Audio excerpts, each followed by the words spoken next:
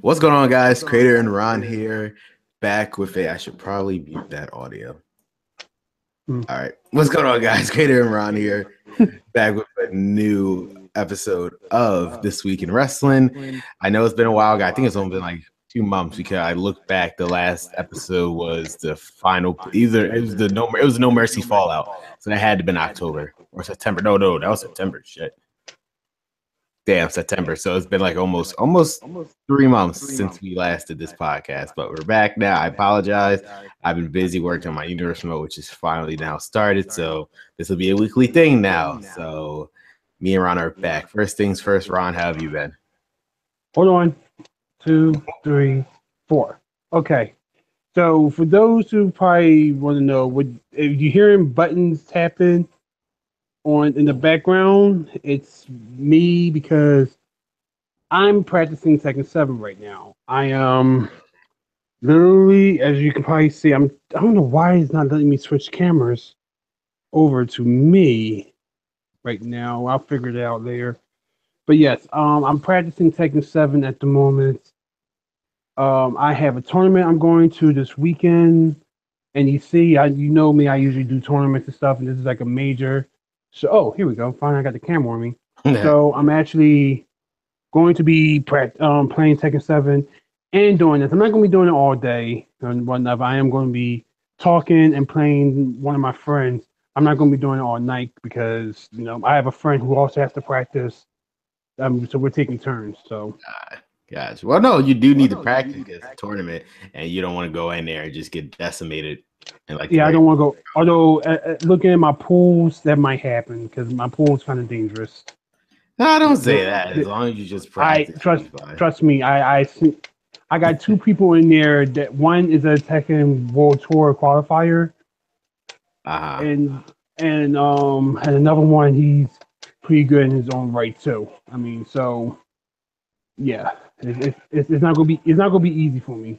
Gotcha. Well, trust me, this podcast won't be as long as usual since I know this is important. You say that. I know, but in the issue, and I say that knowing that this is where we preview all the matches for Clash of Champions. So we're gonna try to quickly breeze through this as quickly as possible. So just some bullet points from some news. Damn, a lot of news came out today, actually. First thing, Cody Rhodes, he's gonna have a new Ring of Honor title. Any thoughts on that? For their final battle pay-per-view. I didn't know he was having I was saying I thought he was going to keep with the ring. I love the whole ring concept. Yeah, no, I mean, for a little, I looked at Ring of Honor. Yeah, I did notice that he changed the belt to the ring. Yeah, because I mean the whole thing is, y'all call yourselves Ring of Honor, y'all don't actually have a ring, and I thought that was amazing. It's clever on his part. Because the one thing I do like about Ring of Honor, the fact that they're giving him creative control over a lot of things. And I heard he got perfect on this dude. Yeah, and I heard, didn't he make he said this was his first year in wrestling that he made over 6 figures. Yeah, like he's actually making more on the independent on independence, and between him doing Ring of Honor, doing other shows, and doing New Japan Pro. And he has in WWE. Yeah. Well, I mean, and that even goes for WrestleMania matches, because WrestleMania matches do have big payouts. I know, but compared to what he's making, compared to what he's making a lot more than he was making in WrestleMania. So, pretty well, because he's pretty much the face of Ring of Honor, and he's the main player in New Japan. So it's like, and let's not forget those Bullet Club T-shirt sales. Yes, and it's essentially, it's funny. It's funny that you mentioned that, because me and my brothers past week, for whatever reason, decided to watch the Monday Night War documentary on the WWE Network. Mm-hmm. And it was saying how, like, the NWO shirts were in all the arenas. You could not go into the arena without seeing an NWO show, even if it was from a different promotion. And the same thing with Bullet Club. We see them in WWE shows all the time. And it's just like Bullet Club is everywhere. So I can imagine how much money they're making off of it since Bullet Club. All right, so I would say like this. because of pro wrestling tees, which is where the Americans can usually get the Bullet Club shirts. Because for a time it was a New Japan Pro exclusive thing. Mm-hmm. And I'm sorry, I had to finish the combo. No. I'm going to be stopping a lot because it's like I got to concentrate on this combo. Dude, it's perfectly fine. It's perfectly fine. And so anyway, so when Pro Wrestling Tees got their contract with New Japan Wrestling to make T-shirts and stuff, one of the things that they made sure that they had to get was Bullet Club. Bullet Club. That's one of their hottest selling things. Just the other logo, the original logo itself. And then you have like the Young Bucks, the Cleaner, the Villain, the American Nightmare, Hangman Page, and that's just the American Bullet Club. You also got like the Gorillas of Destiny. You have all these other people and stuff, and everyone's getting their share. And then it got to a point where like this Hot Topic deal is like crazy. It's a shame that it hasn't hit our Hot Topic yet, but well, it's eventually New Japan's gonna trust me. New Japan's gonna get to the point where it's gonna be. I know it airs over here in America, but it's gonna have more of an American presence eventually. Probably get like it's already at Hot Topic. It's just not, when I say over here, I mean Philadelphia. It's not in Pennsylvania yet. Like so far as usually like Midwest, West. I think I saw some like further up north, but nothing over here in the Northeast yet. Okay, yeah, now I understand. But no, it's gonna hit it eventually. Even if we just have to print it illegally somewhere. Well, I just get mine from Pro Wrestling Tees. Yeah, I said yeah. So it's eventually going to happen. But in other news, just quick thing, Triple H says he's happy for Chris Jericho about match with Kenny Omega. Basically saying it's good for business. So you guys don't know, Kenny Omega versus Chris Jericho is having Wrestle Kingdom 12. First time Chris Jericho's wrestling a match outside WWE in almost 12 years, I think. Just about, and their feud so far is amazing. Like, did you see the footage? Yeah. Well, I saw both. Yeah, I saw both when Chris Jericho attacked him. Kenny Omega when he jumped at him in the press conference, that was hilarious. The way he jumped, that was hilarious. Yeah. Then he just threw a table at him. So yeah, we'll see how this match goes. Now, personally, I think this match is going to be amazing, but it's not going to be fast paced. Okay. What's the main event for Wrestle Kingdom? I think it's going to be that match. Really? I think it's going to be that match. I don't think so. Wouldn't their New Japan World Title be on the line? That's actually funny because I've actually read a report that apparently Okada's kind of complaining of the fact like he's happy that he's a champion, but he feels like he should be the main event. You know what? Why am I not surprised? WrestleMania has gotten to the point. Well, even with WrestleMania, it's gotten to the point where the main event's never actually for the title. Like this past year, for example. Yeah. It was Undertaker versus Roman Reigns. He was saying something about that. Like he kind of felt like, hey guys, I'm the champion here. I know why nobody paying attention. And the thing is that there's like so many other matches right now. I mean, like he had like his match. He has a match with Naito. And everything, and that match I think is going to be good too. But at the same time, it seems like the attention is more on Omega versus Jericho than anything else. And it's for the United States title? I don't know. I think it is. I'm looking at the Wikipedia as you were saying that. And it looks like it's for the United States title. That's interesting because Jericho does win it. That's something. He's not going to. I don't think he's going to win it. I can say this now because number one, he's actually slated to come back for the Raw 20th anniversary thing. I know. So I don't see him. He can win, take the belt, and put it in the trash. This man paid him to go over there. That's what happened. I mean, I don't see him doing that. I know. Well, we will see. But yeah, I do see where he come from. And for Okada, he's been how long has he held that title for? Over a year, right? Over a year. And he's not even main eventing the next Wrestle Kingdom. Yeah, that's I would call bullshit too. Against, don't you find that ironic? He's not main eventing Wrestle Kingdom, but the other guy main event is the guy he beat last year to Yeah, retain but well, he his did title. technically he didn't beat him. It was a draw. Well, it's still at the end of the day he retained his Actually, title. wait. You said Wrestling Kingdom? Yeah, Wrestle No, Kingdom. that wasn't a draw. That wasn't a draw match. Oh, you talk about the other one that they did. Yeah, the other one he did was a draw match. But still, but that's my point. Kenny Omega yet to beat this guy. Yeah, he's gonna main event the show just because of Chris Jericho. Which I mean, well, it goes to show you how much star power Chris Jericho has. The fact that they're willing to give it to someone who hasn't wrestled in New Japan in over 20 years. So it's like that's something. Yeah.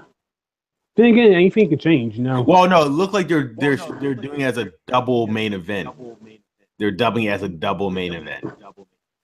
Which is that's a cop out. I know, and it's like, no, whatever was the last match at the fucking main event, don't bullshit. Okay, you can say double main event, but it's the last match, the final match. I know, so it's like they're gonna, no. How many fucking titles does New Japan have? It seems they have a tag team. I'm looking at it. You have tag team, the junior tag team. You have junior heavyweight. Junior heavyweight tag team. Yeah, that's right. There's a junior. No, that's what I'm saying. There's a like that's right. Junior tag team, heavyweight tag team, junior champion. The Never Championship, which is like their strong style. It's pretty much their Iron Man, almost the Iron Man, but it's more like their strong style title. Mm-hmm. And then, not to mention, I think there's the Ring of Honor, but that's gonna be on the line too. Yeah, the Ring of Honor. That's if Cody. I mean, that's if Cody is still champion. He will be. Well, I feel like he's gonna win that match. I don't know who he's facing, but. Oh wow! Well, guess who's back? Nee Marie's in the comment section. She said, "Worst part of the Omega and Jericho match is that the result is not in question. Omega's victory and Cody versus Ibushi for August title would be a very good match." Well, yeah, I feel like if there's one thing about Wrestling Kingdom itself is WrestleMania tried to be like them. Mm-hmm. Okay, like it's no question of that. Like, I feel like the card for Wrestling Kingdom could be stupid, boring, and they can put on a better match than what WrestleMania can do. Want to know why now? And this is before, and I say this is pre-WrestleMania 28. They relied too much of the old guys. And I think Rock started that precedent ever since WrestleMania 27. Here's an interesting stat. Ever since WrestleMania 27, every main event of WrestleMania featured at least one guy who's in a company for 10 years. Prior to that, for over 10 years, that person was in that company. So 27, well, start after 27. 28, Rock and Cena. 29, Rock and Cena. 30, Randy Orton. Batista, Daniel Bryan. 31, Brock Lesnar, Roman Reigns. Mainly, I'm referring to Brock Lesnar, WrestleMania 32. Triple H versus Roman Reigns. In WrestleMania 33, Roman Reigns versus Undertaker. Yeah, let's not talk about that. Yeah. But it's like, but that's my point. They rely too much on the old guys, with such Undertaker, but they rely too much on the old guys just to sell off the show, and that's the issue. So I'm starting to think, see, Clash Champion, pretty much Clash of Champions is going to decide how WrestleMania is going to go. I feel like. Well, is their direct in terms of SmackDown at least, it's going to pretty much decide how WrestleMania. Well, I feel like things can change things can change between Royal Rumble, but you're right at the same time because I have a distinct feeling that SmackDown is going to win Royal Rumble. I feel like they are because the Raw main event's already set, so it's like there's no point. I don't see Roman Reigns winning the fucking Royal Rumble in Philadelphia. They really want the same reaction again. Yeah. Like it doesn't make any sense unless they could do it just for lulz. But yeah, I kind of don't want my city to burn down. that's the point. It's like you guys are fucking win again. Are you fucking serious? Last time it was unexpected. Like it's like we weren't ready for someone like Roman Reigns gonna win, but this time we know this fucker's probably gonna win, so we're prepared. Well, it was also wasn't that, but it was also the whole thing with Daniel Bryan. Yeah, he's gonna get eliminated less than like a 2 minutes in. Yeah, he's got eliminated, and it's like not to mention that whole thing with Daniel Bryan after he got out, Goldust came out. Shattered dreams, yeah. That always forever gets me. These are trolls. That's why it's like despite what y'all think, Davey knows exactly what they're doing when it comes to their pay-per-views. At least they know exactly what they're doing, either to piss off the fans or not. They know exactly what they're doing. Davey postpones a live event in Canada, somewhere in Canada, because of 1 year ban on combat sports just happened, which is funny. So basically, today I'm assuming this happened today. They're in Canada. I know that. Yeah, they for a live event that's gonna be having February got postponed due to the fact that there's a ban on quote unquote combat sport in Canada. In a certain part of Canada, not all of Canada.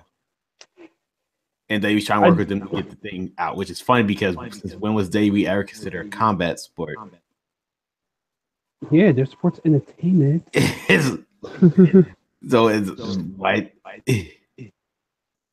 we just saw Roman. What just happened? Braun Strowman just come out a dumpster, came back alive from a dumpster, but it's like it's a combat sport. It's not UFC. It's sports entertainment. I know. Whoa, hey, it's still real to them. It's still real to them apparently. Triple H shoots down reports of Ronda Rousey, which is funny because this was the same day that they just showed Sheena Blazers coming to NXT. So, sure, Triple H. I'm actually surprised that was her and not Rockstar. Oh, yeah, everybody thought that was everybody thought that was a guy. I was like, no, it couldn't have been so because when they showed coming soon, it showed her spades. I was like, it couldn't have been Rockstar Spud. He's gonna be debuting on 5 Live. I can see that. I think that's I know that's a cop out in my opinion. I think that's what people probably thought it was gonna be. So they like, no, let's just wait till next. Okay, I guess they revealed her because they know next week Rockstar Spud is gonna debut. So it's like there's no point in hiding who this person is then, since they know they're about to debut Rockstar Spud. So we'll see. Only the last 2 bits of news. Did you hear about Bobby Lashley and EC3 headed to WWE? Yeah, that means that we might be getting the Bobby Lashley versus Brock Lesnar match everybody's been playing on the SmackDown versus Raw game.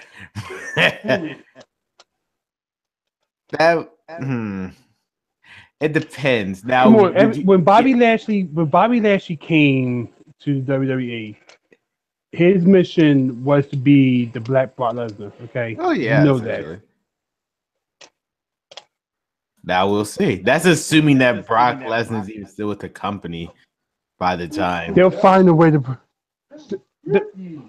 They'll find a way to bring him back to the company. Don't you find ironic? Well, no. Go ahead. I was also to the fact that also answers this question for me. What about his what is he about to promote? Not Pride. What's that UFC type show that he wrestles for? That's not UFC. Strike Force or something like that? Yeah, Strike Force. So what's going on with Strike Force? Is he done with Strike Force? That's a good question. They're basically Dave Meltzer basically saying EC3 is pretty much a lock and Lashley he's still not sure of. Both are in talks with WWE. EC3 is pretty much a lock to go. Now for EC3's case, do you think he's going straight to the main roster? I know Bobby Lashley's going. He's obviously on the main roster, but you think he goes straight to the main roster? You're gonna put him in NXT, like what they did with Adam Cole? Lashley, because here's the Lashley's going to the thing. main roster. There's it. Yeah. EC3. It. I think he's going to NXT, and the reason why is because it's about that time right now for NXT to call up some people, even though they already called up a bunch of younger. But I don't see for some reason I don't see some of the people being there for so long. Mm-hmm. Yeah, no, like And I can easily, so, like, for example, I see Eric Young coming up right now. Him and yeah, I Sammy, think they're about to come up. yeah. So they might need to make some room. Don't you find it baffling? Well, speaking of that, do you find it baffling how Mandy and Sonya Deville, Liz Morgan, and Sarah Logan got caught up, but not Peyton Royce and Billie Kay? Yeah, I was actually a little Blew my disappointed about that. Yeah, that blew my mind. I'm not saying I got a little disappointed about that. I will, because it didn't make any sense. For Paige's case, that was a perfect two you could have brought up.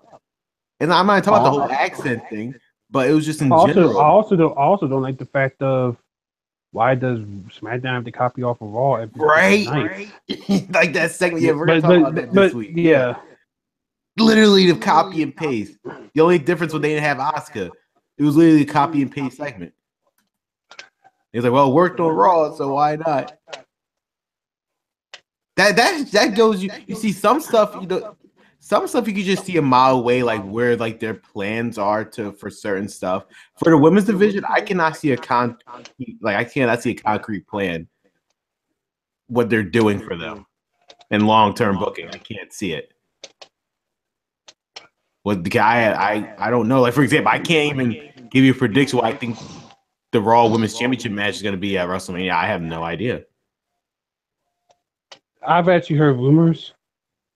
The only one I heard rumors that they might be going for is Paige versus Asuka.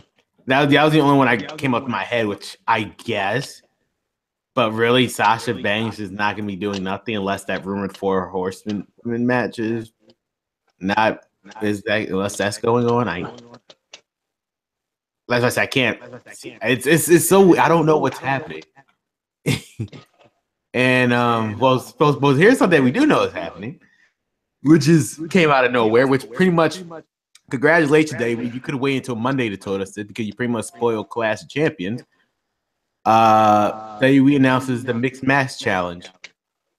Okay, I'm a little confused about this. So is it a wrestling match thing that they're doing? So from the gist of the information I gathered, it's a single elimination mixed tag team tournament.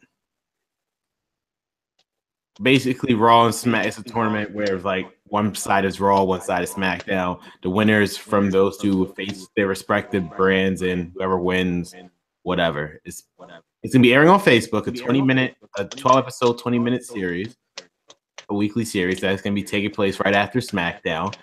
Which I would like to confirm that for 205 Live's case, it'll just be starting a half an hour early. So try to get the crowd to stay for an extra hour, WWE. I dare you. I guess AJ Styles is going to be wrestling for SmackDown for the next 12 weeks. Sure.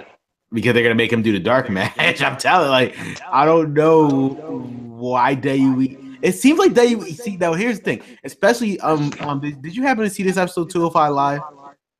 No, but I've seen clips from it. But this was arguably, hands down, the best 205. In terms of storytelling, arguably the best one they did. But the crowd didn't give a fuck. Especially with Drew Gulak. Best, story they ever did. But this is my point, and now you're pushing it. Oh, on a complete other topic. What do you think of the 205 Live tour? I think it's a little too early. I really don't know if people are going to show up. Well, I see where they're coming from with this. If they're willing to show up to NXT events, which is considered their developmental territory, this is supposed to be their main roster. I know the difference is the star power for which NXT has and which the 205. I know, but we will see. We will see how popular Enzo Amore actually is. That's the way I'm taking it. And if he can actually draw out a crowd, then hey, I mean, by the time they do this tour, they'll have Hideo Hideo. and Rockstar Spud, Yeah, and hopefully, if they pay him $1 million, Neville. yeah. So That apparently the talk for that had it stalled. stopped too. So it's like they were probably banking on Neville to come back too. No, apparently you heard he was supposed to go to SmackDown. And then it's not like you're going to have Rich Swann there, so Yeah, yeah. Well, I was gonna wait until the Raw segment to bring that up, but yeah. People know about it already. I It's not. mean, It's yeah, not a secret, okay? The question is, did you see the? You played 2K18? Did you yeah. download the new costume pack? What was the costume? I wish I was on my computer. Of course, some of y'all probably can know I'm not on my computer. I'm on my phone, so I can't do my screenshots or stuff like that. But I'm sorry, I'm doing another combo. No, you're fine. So someone you had to find it. Someone had made a prison attire for Rich Swann, Jesus Christ. and then Oh, then he has a new entrance. what is it? They just swapped out the entrance of Goldberg. Oh, this is the internet's horrible. No, did you see the meme of him because the person's trying to leave, but Rich Swann's blocking the door, and they had a grief of him doing his dance? Yeah, Oh my but god! but you know what I mean when I said that the Goldberg John. So you know how Yeah, when the police. he starts Yeah, I off in know the the locker police. room. Yeah, so the police escorts him. Jesus Christ! And then people said on the internet when he had her in the headlock, he probably said, "You can't handle this." Yeah, I heard that too. Oh my god! But yeah, Rich My Swann. my friends across fake. The internet said that when Rich Swann had his girlfriend in the headlock, he said, "You can't handle this," and he's just shaking his head in disbelief. Because it's horrible the internet. But yeah, I think Rich Swann's done, sadly. I think so too. I Because don't it's like see him. he was not like he wasn't a big star to begin with. So in the eyes of WWE, well, let me take that back. In the realm of WWE, in terms of like tiers, he was in the cruiserweight division. He's not Enzo Amore. So he's pretty much done. Actually, right now in the cruiserweight locker room, probably in all WWE locker room, he's more hated than Enzo Amore. Yeah, I know. Because he literally fucked up a whole storyline. Not just that, not just the storyline either, but the domestic violence. Anybody who gets charged with that, it's like, yeah, come on, man. This ain't the Attitude Era where Stone Cold can get away with beating up Deborah. Yes. Wow, man. Hey, look. No, I mean, yeah, you're right. It's a different times, but it's like I can't even the Rock didn't pull up with that bullshit. The whole thing of Austin took his ball, went home. Yeah. That's just a nice way of saying you're a scumbag. Yeah, well, yeah, he was. He was at that in that year 2002, he's being petty. So it's just yeah. But on to a lighter subject though, the Mixed Max Challenge. So here's the roster for the Raw side: Alexa Bliss, Alicia Fox, Asuka, Bailey, Braun Strowman, Enzo Amore, Finn Balor, Goldust, Nia Jax, Sasha Banks, and The Miz. SmackDown Live side: Becky Lynch. That baby, hold on. I was gonna point out the Monday Night Raw. That side basically confirms that the Shield has like high tier position in WWE. Because the fact that Braun Strowman is on this list and Finn Balor, but not neither Dean, Seth, or Roman, they're pretty much on like a different tier. Because these are pretty much your stars, but yet the Shield is not on there. They don't like working Tuesdays, I guess. They don't But have, yeah. SmackDown Live, you have Becky Lynch, Bobby Roode, Carmella, Charlotte, Jimmy Uso, Lana, Naomi, Natalia, Rusev, Shinsuke Nakamura, and thanks WWE for spoiling a Classic Championship ending, Sami Zayn. What? Sami Zayn's on here. Oh yeah. Oh, that's right. That's right. This is all. This takes place in January 4th. Yeah, you're right. So it's like, thank you for spoiling. I know. I didn't think of that. You're right. You're absolutely right. I know. It's like, holy shit, dude. Just spoiled the fact that they're not going to lose. Which, I mean, as my brother pointed out, let's be real. They was never going to get fired, but that's not the point. The point is, this whole story just pretty much means nothing now because they literally could have waited till Monday for this. There's no reason to announce it now. Can you just fucking spoil the ending? Now we're gonna look at the matches. It's not if they're gonna win, it's how they're gonna win. Oh crap. Hold on.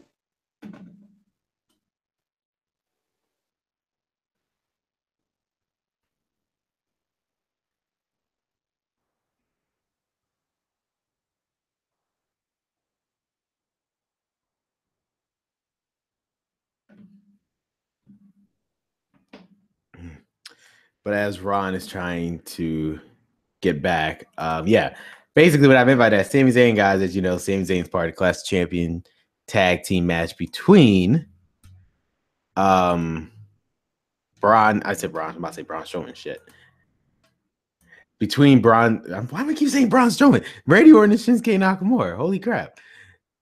In the tag team match, if Kevin Owens and Sami Zayn were to lose, they would be fired from all of WWE.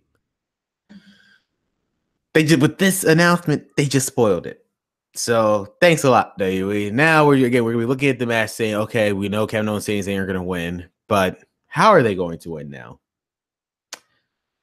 It's just you guys ruined it. You guys made an announcement that was y'all so huge. It's like, yeah, we're making more money. Y'all literally forgot your own fucking. That tells me Mr. B doesn't watch SmackDown.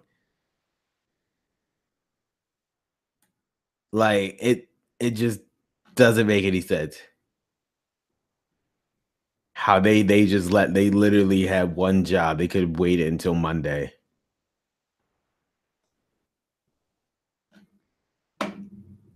Just unbelievable from that. So, but yeah, there's some. Wait. I'm sorry. I apologize. You know what's funny about doing a podcast on your phone?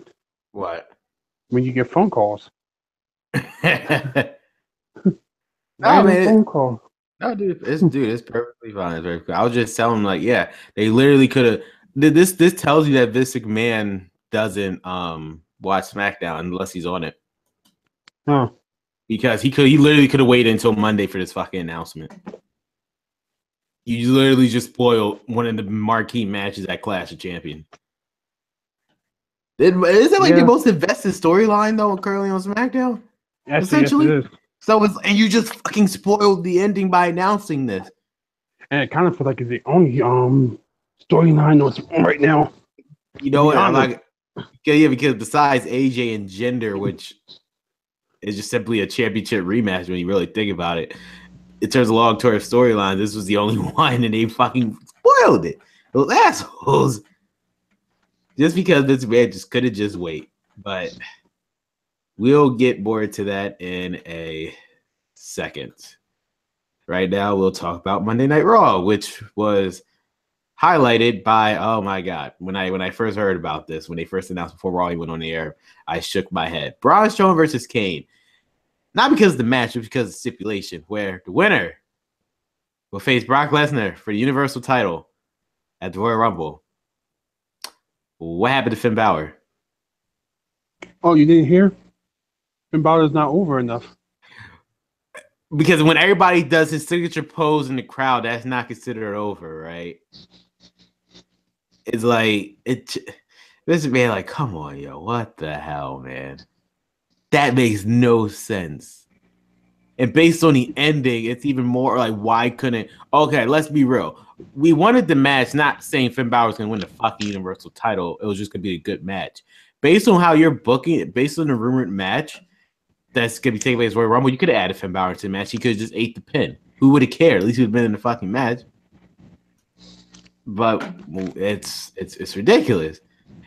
But But in the beginning also, of it, but it's not also Vince. I was explaining this to another friend of mine. It's not always Vince. This was probably also Brock Lesnar's decision deal, too, because the reason a lot of people was like, well, why did AJ Styles face Brock Lesnar?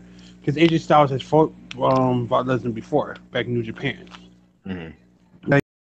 Um, a lot of times with Brock Lesnar's matches, he has to make sure that he likes you. Okay, like he like to like you enough to want to work with you. And not saying that he doesn't like Finn Balor, he just doesn't know Finn Balor. Yeah, no, he probably doesn't. And also to the fact of it probably was the rumors of like, well, Finn might be injury prone because he did have that Year his injury own, off, yeah. yeah, and then the concussion. And But someone yeah, like AJ Styles, it's someone like I AJ, he's know tough. who never really gets injured. Yeah, at least not in his tenure in WWE so far. But yeah, it's just well, I mean, we have how many more weeks until the Royal Rumble? 1, 2, 3, 4, 5. We have about 6 weeks until the Royal Rumble. So anything can change in 6 weeks, but we will see. The show would open. I feel like they're still going to have. I think because I think it's going to be a three-way.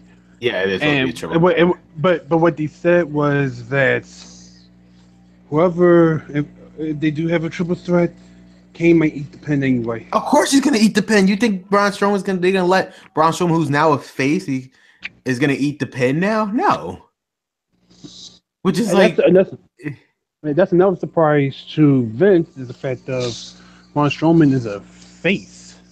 yeah, He's yeah, I supposed know to be a he is. monster hero. Yeah, I know, but they decided to turn him face. It was like, why not? 'Cause they're gonna cheer him. I guess all that cheering with Roman convinced him that okay, why? Yeah, like why not turn into a face? So Yeah. he's one of the only faces that like that Vince McMahon liked that are actually getting cheered. Not Roman Reigns. That no matter what you Yeah. do, he was always get booed. No matter what you do to this man. Even you they try to put. I feel like all this shield is just to get Roman cheered before Brock Lesnar, and it's still not working. It's still not working. It just won't work. But the show opened with Samoa. It was weird. This was weird. Samoa Joe opened the show, cutting a promo, basically telling Roman Reigns he wants Roman Reigns to come out here or whatever by himself. Then they cut to Dean looking at the camera. Then they cut to Seth looking at the camera a few minutes later. Then cut to Roman. They cut the Roman. They said, "All right, guys, I got this." Was that really necessary? No. You could just play Roman Reigns' music and then been all right, whatever. Or you could pick the show's music. Yeah, like, well, the Shield. Roman Reigns is above the Shield. Don't you love? I love how Roman Reigns doesn't even wear the fucking attire anymore. And only Dean and Seth. Well, all right. At the same time, does he really have to? It's the same thing. I know he is his gimmick. His I know his gimmick is still Okay, the original Shield. it's like He's the only one that didn't change his personality. it's like when you think about it, the difference between him, it's like he's literally Superman because of the fact of Superman changes his S here and there. He still wears he still wears blue and red. And I then know on he's literally the occasion, same fucking outfit. yeah. It's literally the same There's music minus a slightly different guitar beat. and it's It's li- slower. yeah, it's literally the same fucking music. So it's like, what's the difference? But yeah, so it was all planned out by Samoa Joe because this is our own Sheamus came out because they knew Dean and Seth was going to follow suit, but they were waiting for them to come out. So they all just ambushed them. So the heels were standing tall at the end of this segment, which led to their basically advertising the 3 matches that was going to take place tonight, which is going to be Samoa Joe taking on Dean Ambrose for the first time, Seth Rollins taking on Sheamus, which was a lot better than I thought it was actually going to be. And then Roman Reigns defending his Intercontinental title versus Cesaro. Out of those 3 matches, I loved the Seth Rollins versus Sheamus match. I thought that was good. I was liking Samoa Joe Dean Ambrose match until a certain person jumped in. Yeah, I know it killed it. I don't know why is he how is he still in these storylines? I don't know, but yeah, I there have a was that. theory. I've actually, I have a theory, but it's something that I told you before, and it's going to happen soon. I feel like it's about to happen. Yeah, well, I'll get to it when we get to that part. all right. Up next, we have the returning Paige. If you guys don't know, Paige is back, and she brought friends, which was not Billy Kane, Peyton Royce. Instead, we have Mandy Rose and Sonya Deville. And this was telling. I wouldn't when you assume if Paige fought Sasha last week, then the only logical scenario would be Mandy and Sonya fighting Bailey and Mickey. Yeah, you would think. Instead, you got Paige again with Mandy Rose this time taking on Bailey and Mickey. Yet Sonya Deville didn't fight. That's telling me something. Like y'all don't have faith in her. If that's the Yeah, case, why did you call her off in the main roster in the first place? Like that didn't. You know what? I think the only reason why they called her up because Sonya Blazer is about to appear. That's why they didn't want two MMA fighters in there. I think that's literally the only reason why they called her up. either that or they're playing off something from NXT. I Because the last week's NXT, she had a match with Ruby Riot, and I guess they didn't want to wrestle two match. I guess in that theory, I guess.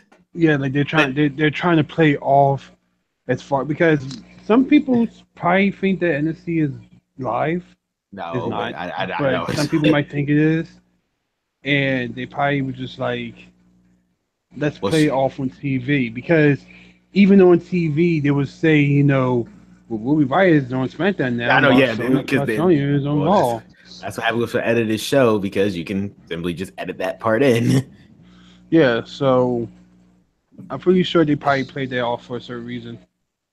But one or another, either way, Paige and Mandy won. Then again, at the same time, for SmackDown wise, as I say that, Ruby Riot should be still selling a knee injury, but No, yeah, it is but I don't. But that's assuming that Vince McMahon was actually paying attention to that.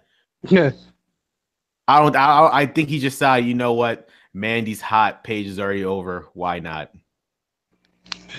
No, I there's think a that was just his booking there's a logic. no, I said there's a picture I saw of like why all the blondes look exactly alike. Like if you put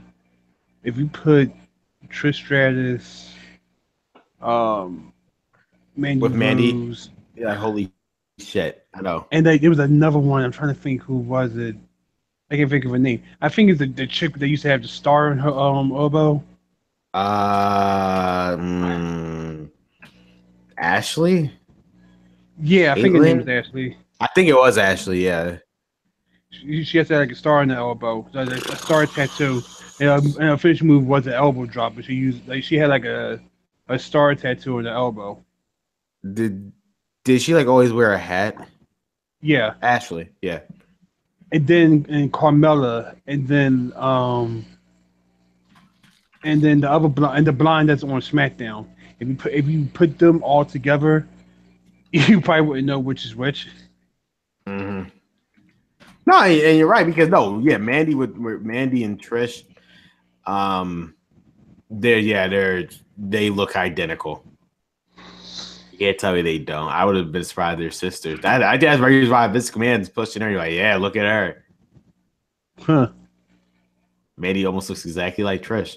I mean, Mandy, don't you find it ironic? Don't you? This is the irony. The people who lost this year is tough enough are the only people who are still in it. The two people who won are not in WWE anymore. That just shows that Her, Sonya Deville, and the Velveteen Dream. that just shows that maybe sometimes the fans don't know what they want.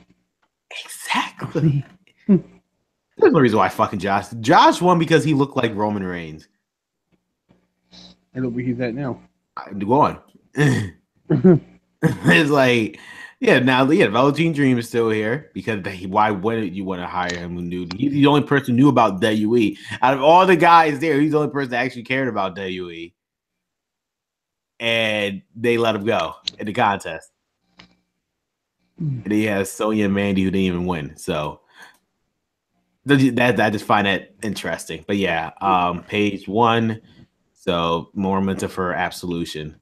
My brother made up a good point. He was like, "Did you find ironic? It's like Paige realized her mistake, where last time she teamed up with two people from NXT, they were more popular than her. So this time she decided to get two less popular people from NXT instead. Or not just that, but also two people that she helped, that she trained and judged. Exactly. So it was like, why not? And that's the only reason why I'm fine with this stable, because in terms of continuity, this makes perfect sense. Paige was there when they were at Tough Enough, so they know who she is. It's not like they just randomly decide, okay, let's just team up with her. Like, they know exactly who she is. So it's like, yeah, They so also yeah. and they also know that she could be more of a mentor towards That exactly.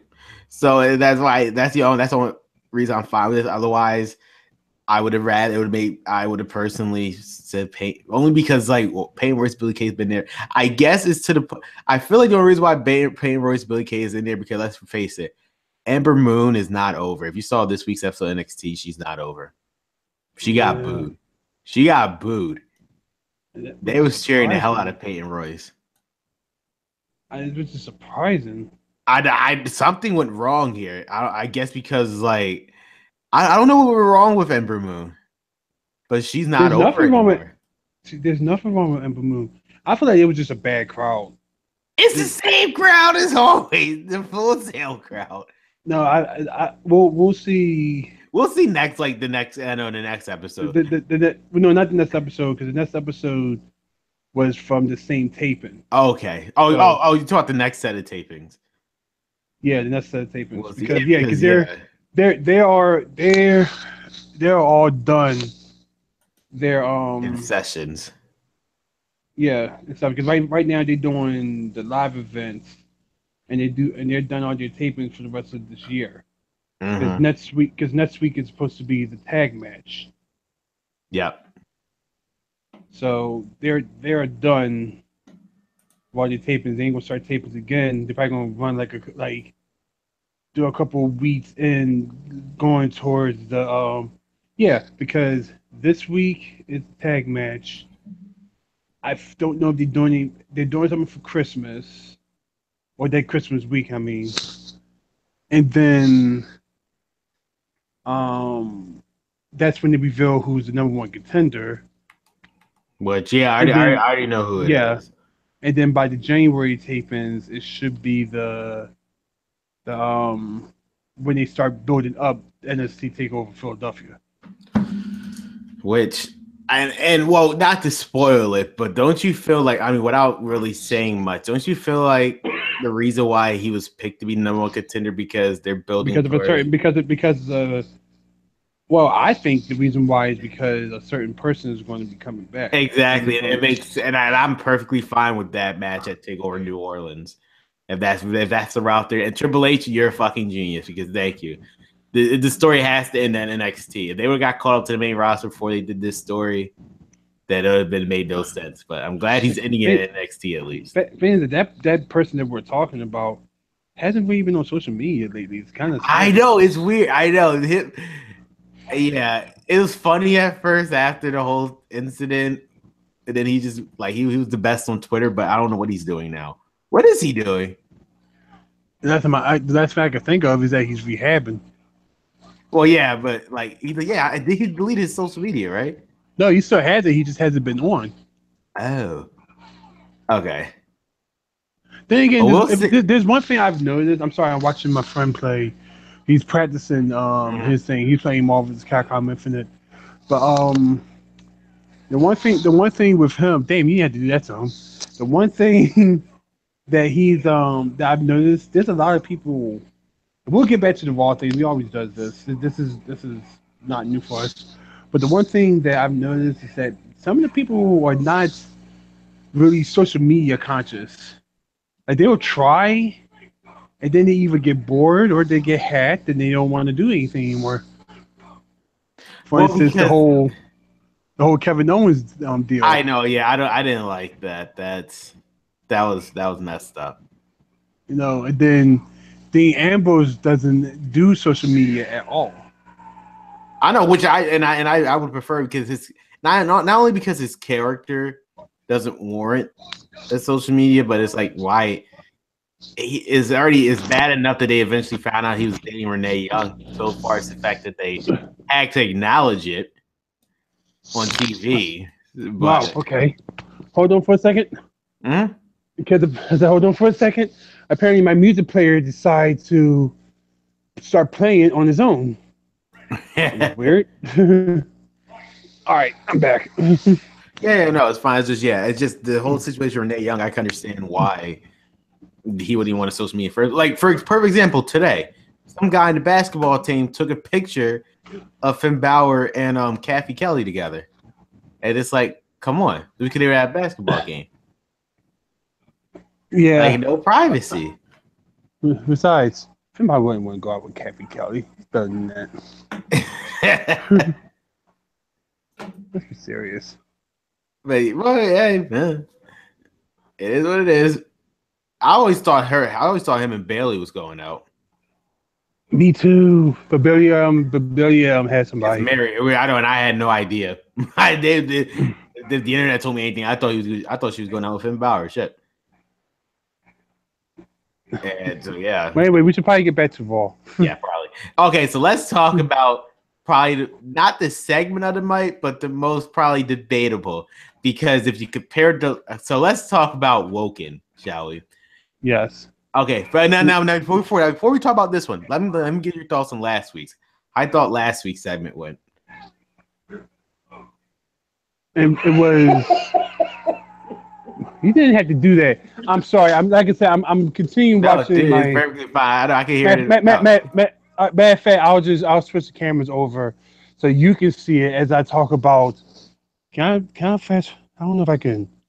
No, I can see it. Yeah, I can see the screen clearly. Okay. So anyway, about the walking thing, I'm happy that we finally got it and everything. Oh, you don't want to play no more? Oh. No, best of 3. Oh, best of 3. Okay. Rank matches. Oh, I know to do that.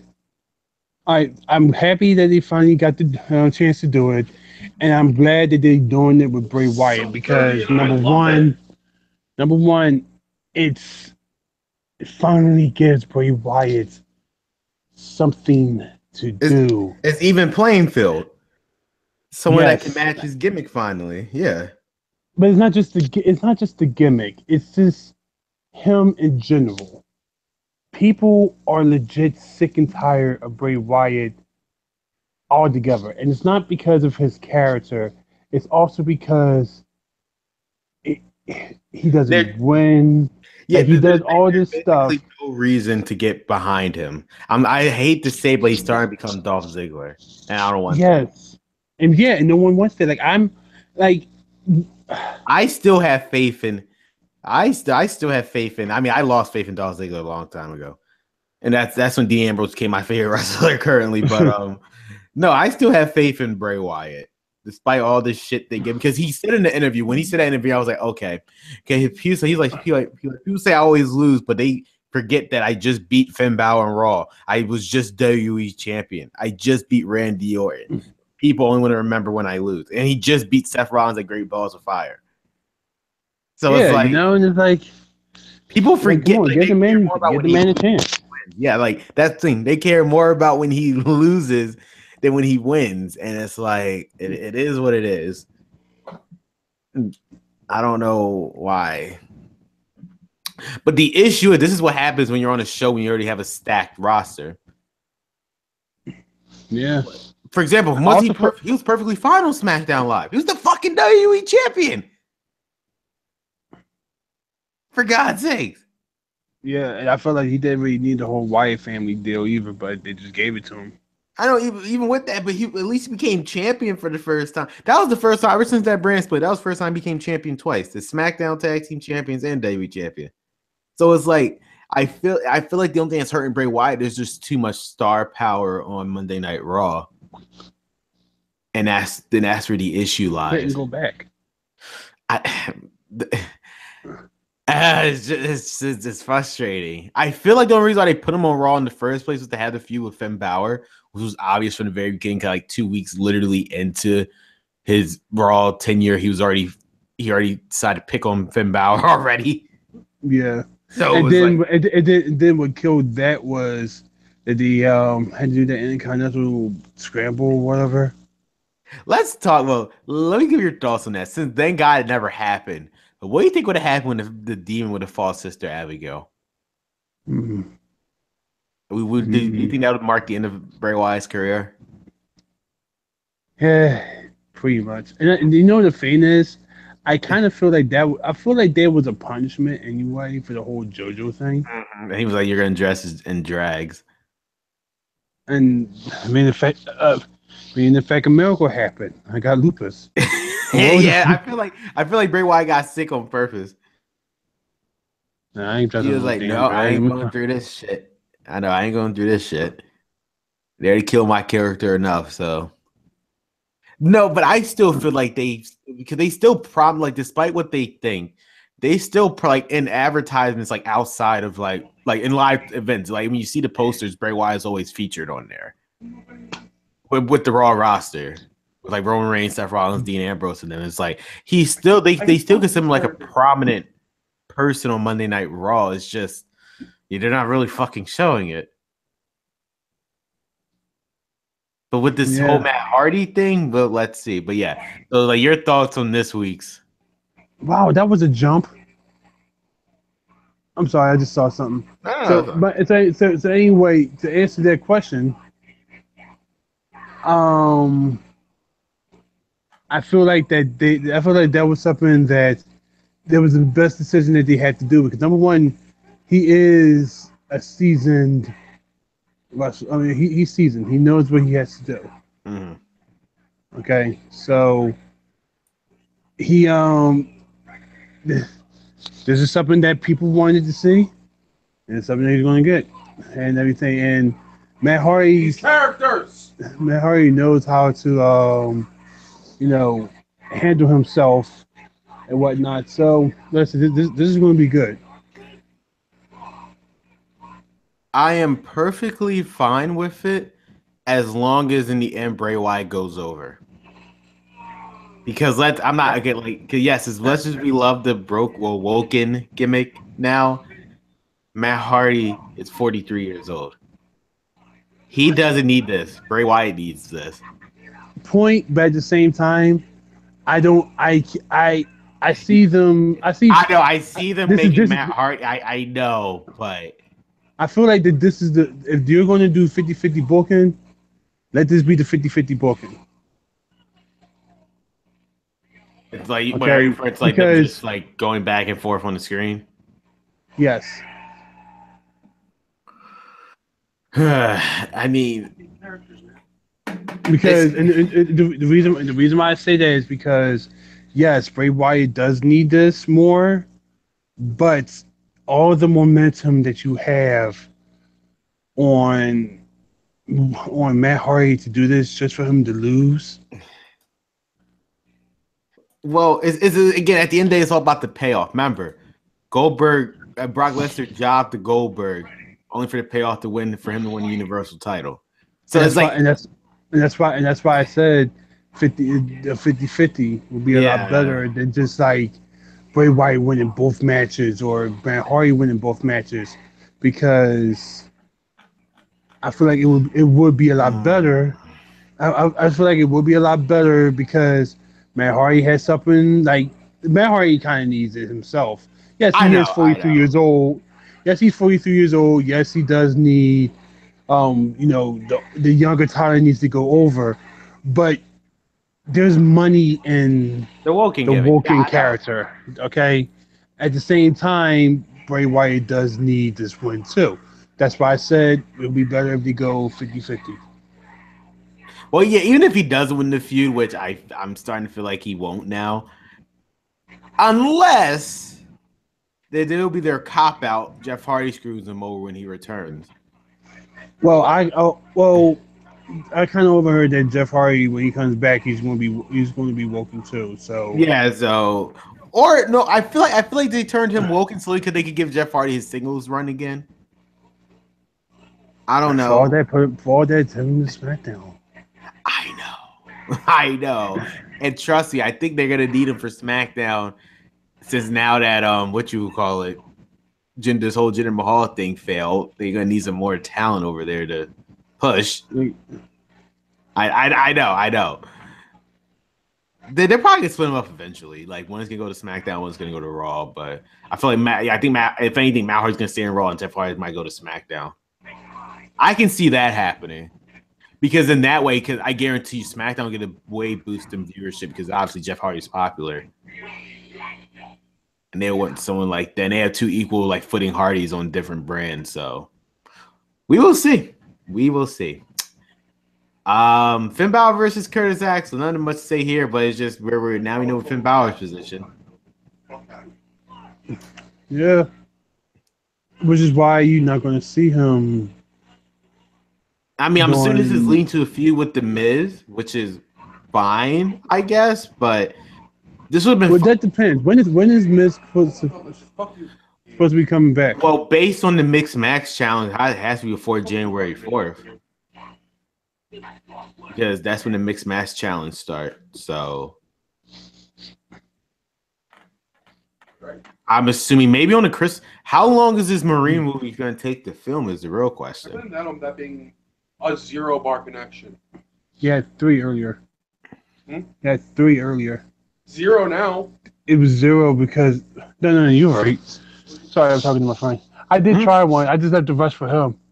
Huh? I left the rush for him. No problem. You like them? Yeah. Sorry, I'm talking to my friend Father. No, hospitality, yes. But yeah, so no, the Marine. I don't think the Marine should be taking on the film. It seemed like they're doing it pretty fast. So yeah, he should be back. He should be back sometime in January. So well, here's hoping that he is. So then I'm assuming that's where this feud is headed towards. So we'll see, and I'll. But then again, didn't he have a feud? Didn't he have a feud, or they were supposed to have a feud, or it was supposed to, but at that time when Braun Strowman got injured, it switched up the whole Extreme Rules event. Oh, okay, that's right. So they had to switch the entire Extreme Rules event up. They were supposed to, but yeah, but and out of the perfect fine, the feud had the fucking Intercontinental title, but that's not happening. So yeah, there's zero reason why Finn Balor's feuding with Miz now.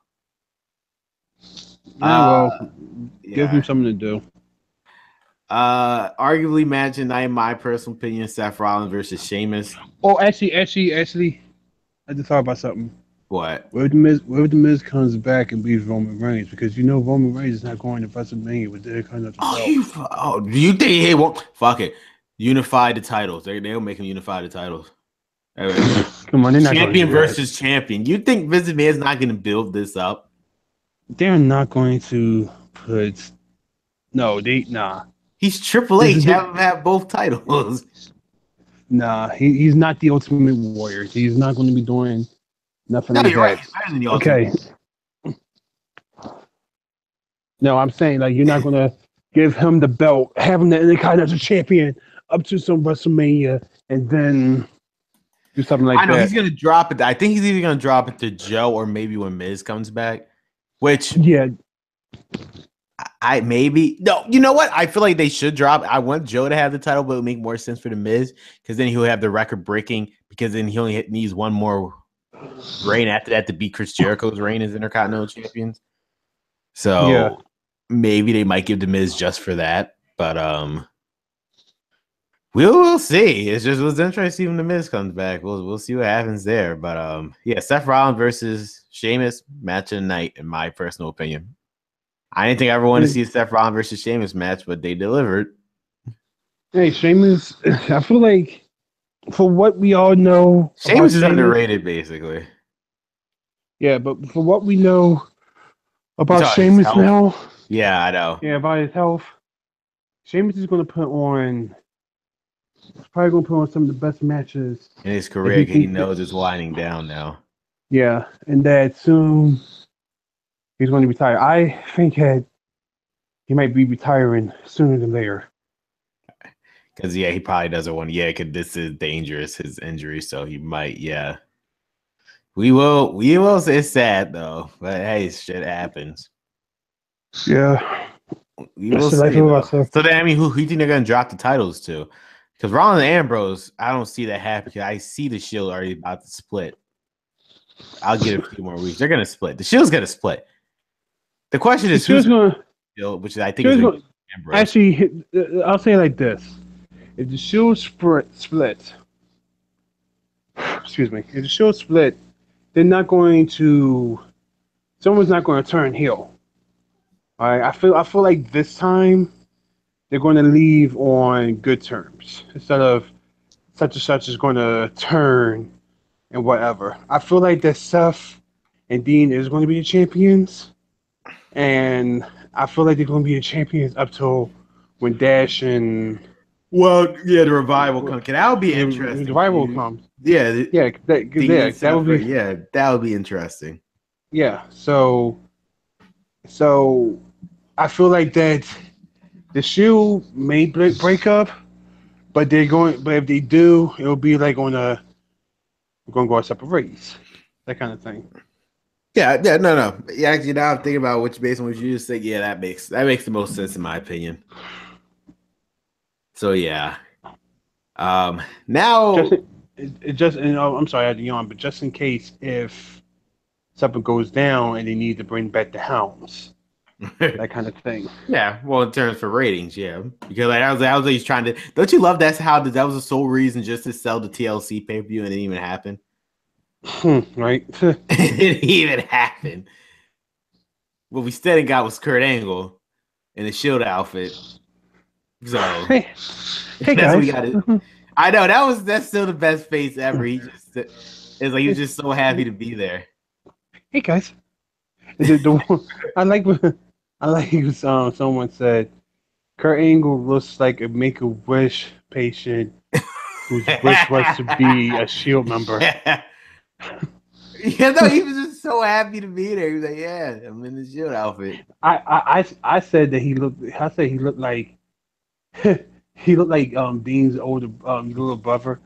Dean, you better take you can join your friends, but you better take your little brother. I don't want to take my little brother. You're going to take your little brother. You're not playing with your friends anymore. Oh man. Hey guys, I'm the Shield now. I'm sorry, but creative humor is horrible. They said thanks to the end of net neutrality, we can finally sell you at 2 speeds, 3 hours of Raw, or how long Finn Balor's main event push lasted. But yeah, the cruiserweight. There's a lot of stuff going on for the cruiserweights. First things first, what the hell is going on with Enzo and Nia? I don't want to. I don't. Yeah, that's something. That was just weird. Yeah, Come on, I gotta give Nia a little more respect than that. It's something. Well, because the thing is, originally someone from NXT was supposed to be Enzo's bodyguard, but I guess they're going with Nia instead.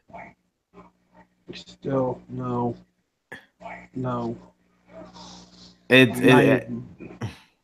is way better than this. It gives her something to do. Because let's face it, she's not. Well, I take up until this point in the show, she wasn't involved in what. Yeah, you're right.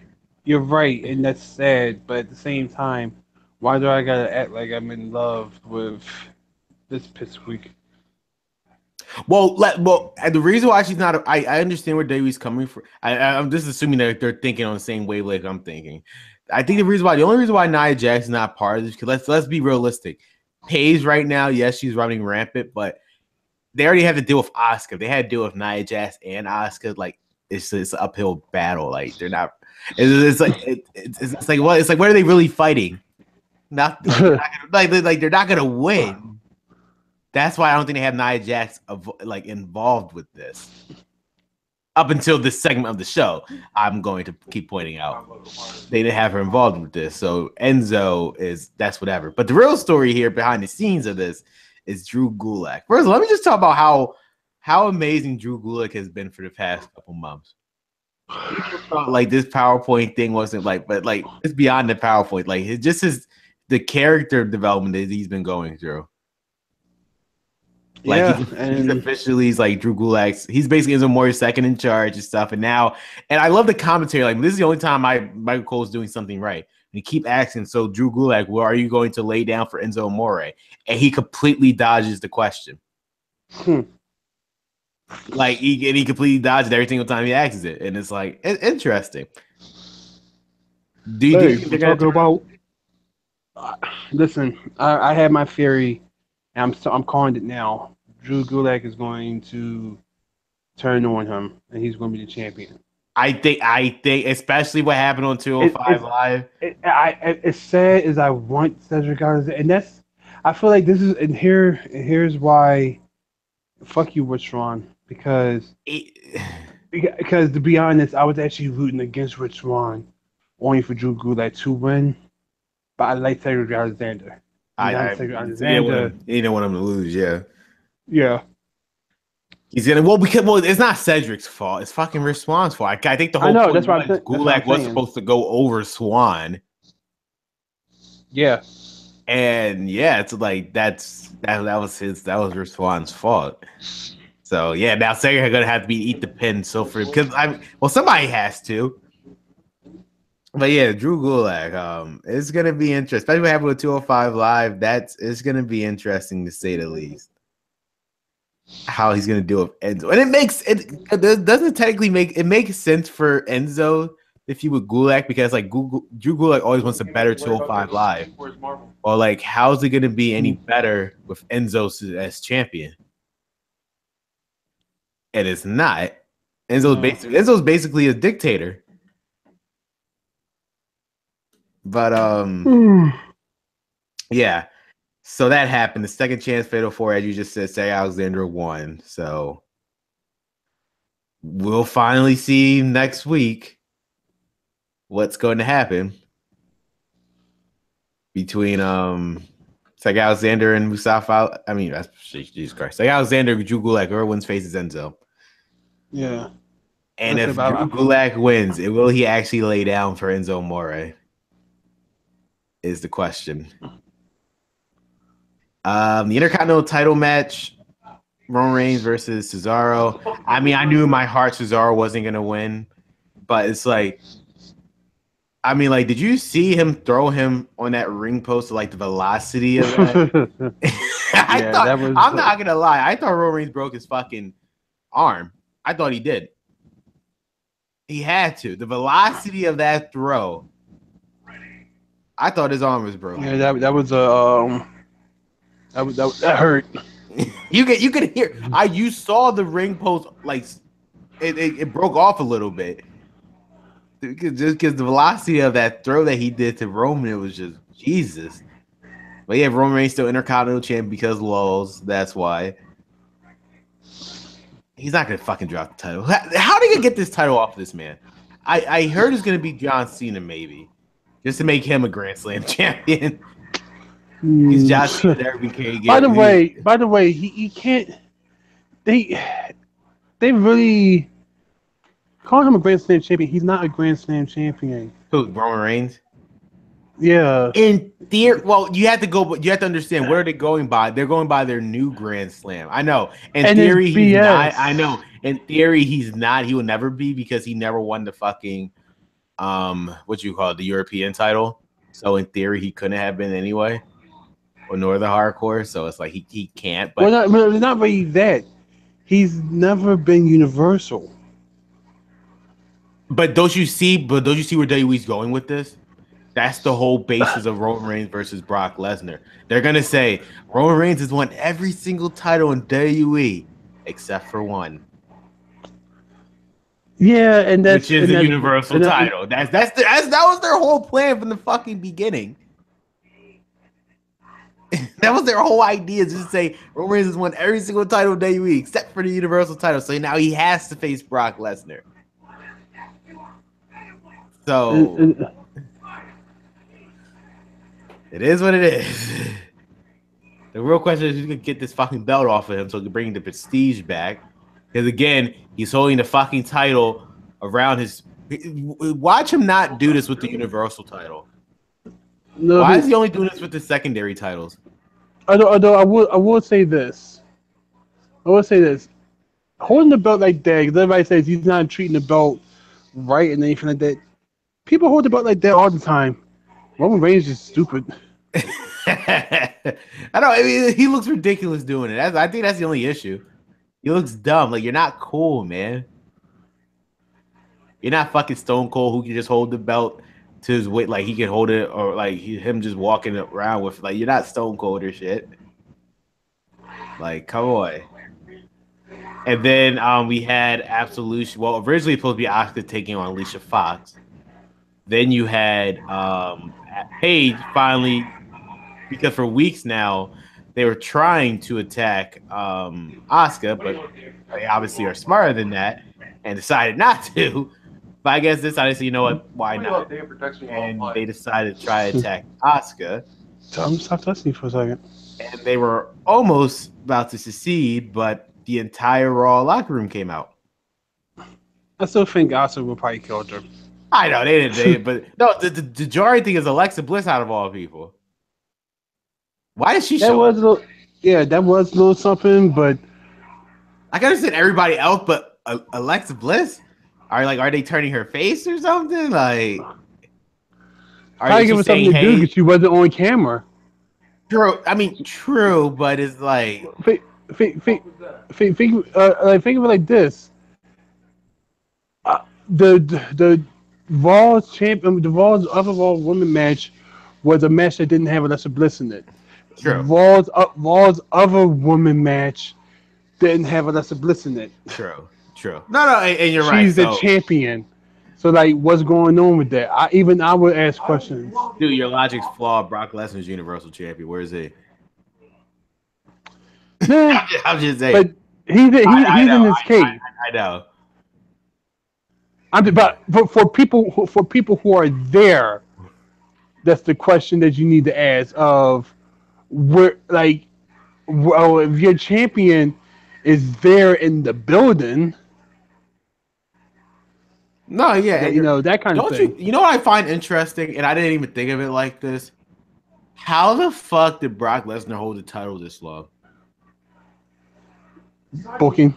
I know, but it's like, let's really think about it for a second. Like, it just let's ignore his contract for a second, right?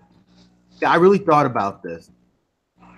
If you ignore what type of contract he has, he was able to dodge. This man is amazing. He held it from WrestleMania to now, almost a full calendar year, undefeated. Out of how many Raw pay-per-views there's been, he was able to hold him through them all because half the fucking time he was never even on them. But it really says a lot.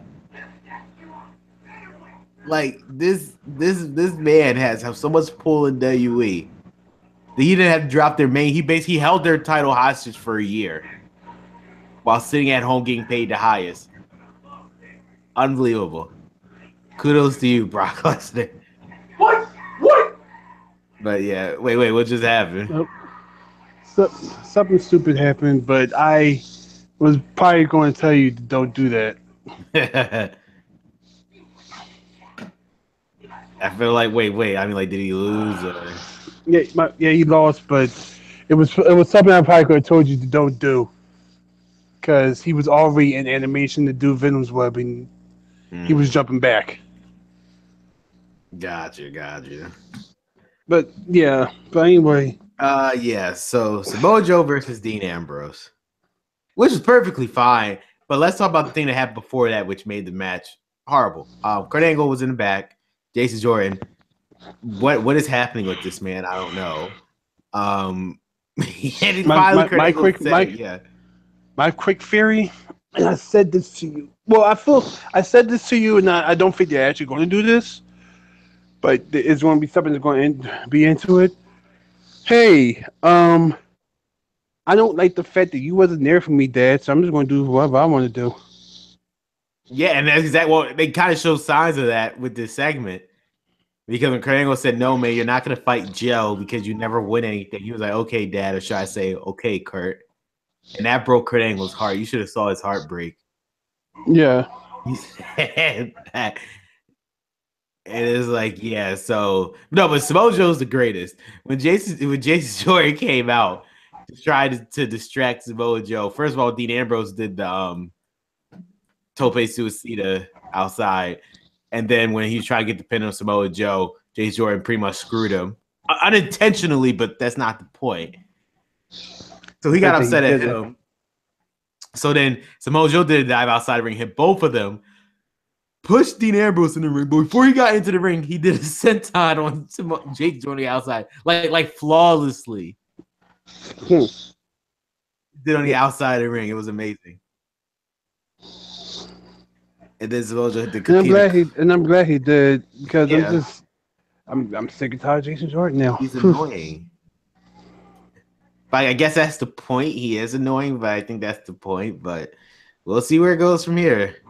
And then Braun Strowman versus Kane. The winner faces Brock Lesnar for the Universal title and I knew this match wasn't going to be long because this match started at 11:04. Exactly. There was no intent. There was you think they were gonna push this fucking match after the original match they tried to have last time? How well that was received? They knew. So you get like you can't say WWE's not smart. They were like, all right, this is not gonna work. So we're gonna pretend like they're gonna have a match when reality is gonna end in double count out. So now Brock Lesnar has to defend his title. So the rumor is, as of now, it looks like it's going to be a triple. Most likely it's going to be triple threat. Kane, Strowman, and Lesnar for the Universal title. That sounds good, right? It does, but who knows? It sounds good in theory because Kane has never actually fought Brock Lesnar before. Yeah, he has. Or has he? Really? He has? Yeah, he has. He said he did it. Smackdown, he fought him. Oh, you think I remember? You think I would remember that? If it didn't happen on Raw back then, it didn't matter. Yeah, it happened on Smackdown, and as a matter of fact, if you catch not War Culture but Cultaholic, and you check WTF moments, not King Voss, Voss Twiddle. Sorry about that. But Twiddle tells you what date he had faced him. For those who have faced before. Well, see, I personally didn't know that. It just wasn't the Brock Lesnar we know now. It was, it wasn't Suplex City Brock Lesnar. It was the next big sting, Brock Lesnar. Yeah. Interesting. All right, I'll look into that. But yeah, that was pretty much the end of Raw. So we'll find out next week as Brock Lesnar makes a scheduled appearance on Monday Night Raw next week. Is this the part we're going to take a break? Yeah, I mean, that's what I'm about to say. Cool. Raw's always, yeah. Cool, because I got to go to the bathroom so bad right now. No problem. All right, guys, we're gonna take a quick break and we'll come back with more stuff. By the way, text me when you come back. All right. All right.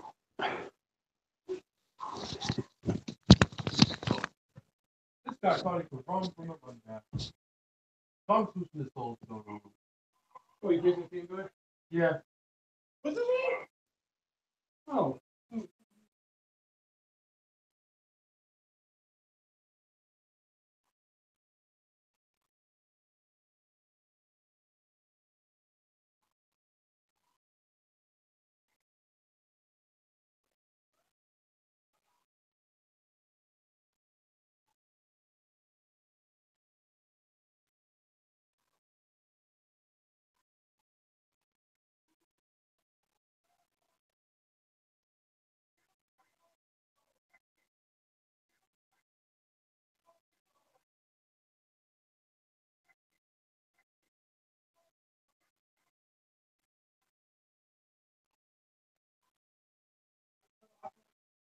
What?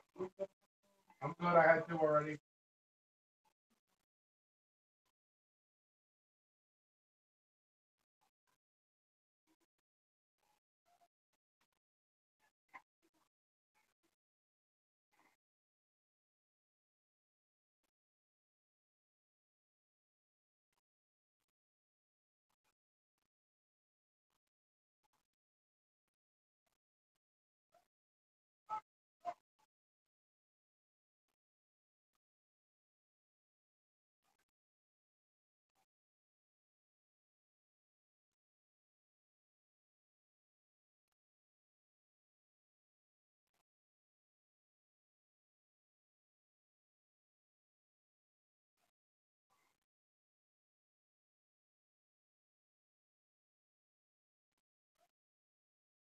Sorry, I thought that thing with the mountain squirting. Rage quit, I dare you, motherfucker. Stop being a bully. You know what I was trying to say to you? He's a Venom player. I'm allowed to be a bully and Venom player. What I was trying to say to you is I saw you was trying to do that. But you was in the animation doing Venom's web. His easy hyper combo showed up after I was started. So like the message showed up after I did it. So he hit the buttons after my super flash. No, wait, the animation of him jumping back.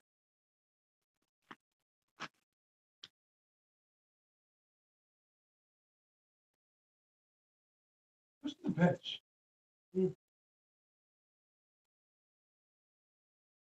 Maybe he just don't like Winter Soldier. Like what? Maybe he just doesn't like Winter Soldier. I will laugh if I run into him again. Well, give me him again. Son of a bitch. Got him again.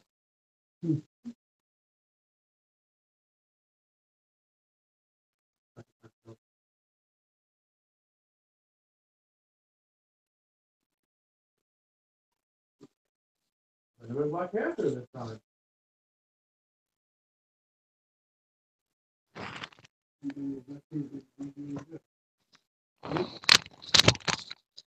that's what you in zero.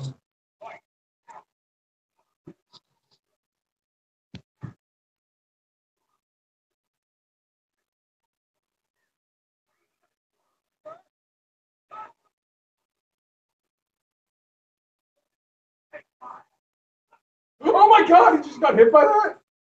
He's not playing you, dude. He doesn't want to play you. Watch, move back, move back. He doesn't want to play you. Oh, now he does.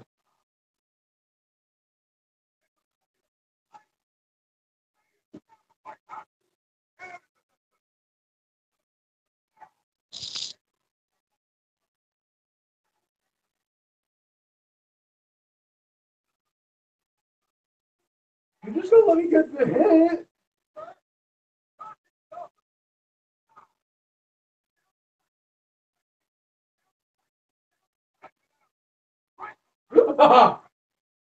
He doesn't care, man. I'm waiting for the salt message. I am waiting for the salt message.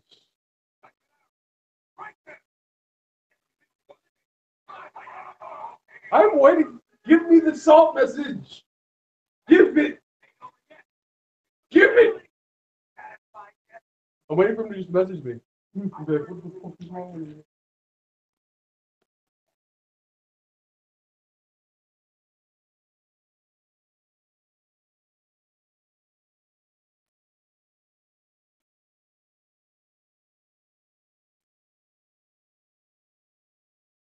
He already left again. He's probably searching again. So we're probably going to get matched again.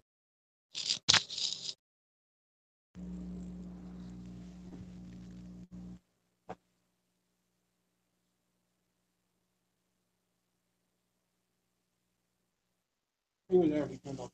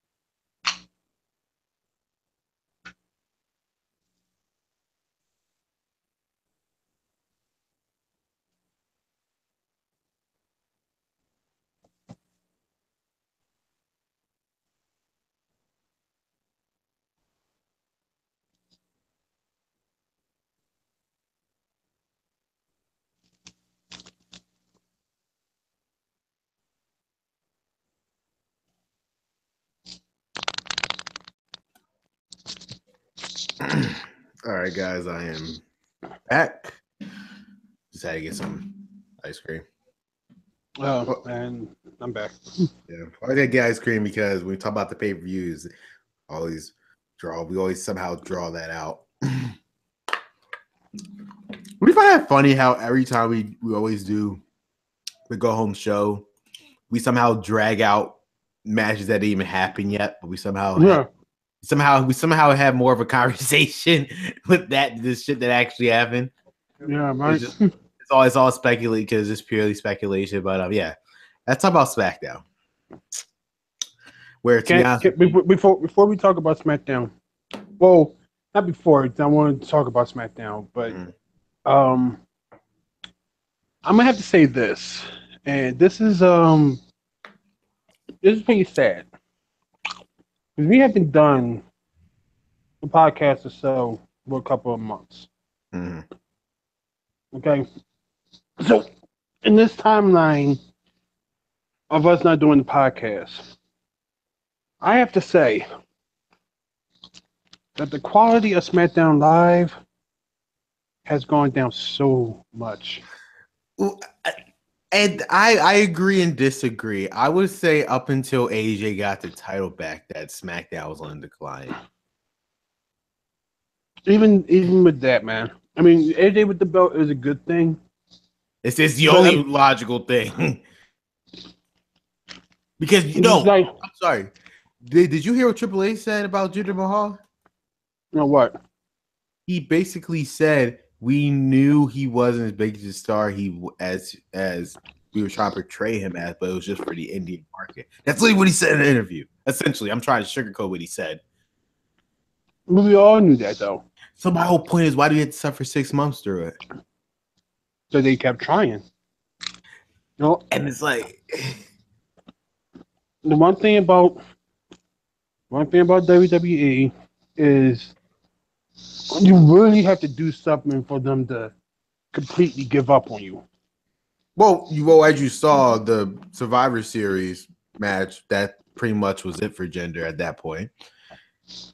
Literally to the point where he was on the poster and it had John Cena as a special guest referee. Just like that, they switched it. I guess it was up until that point. It was like, you know what? Once again, that's exactly how my thing before when I said I was talking about who Brock Lesnar likes and who he doesn't like.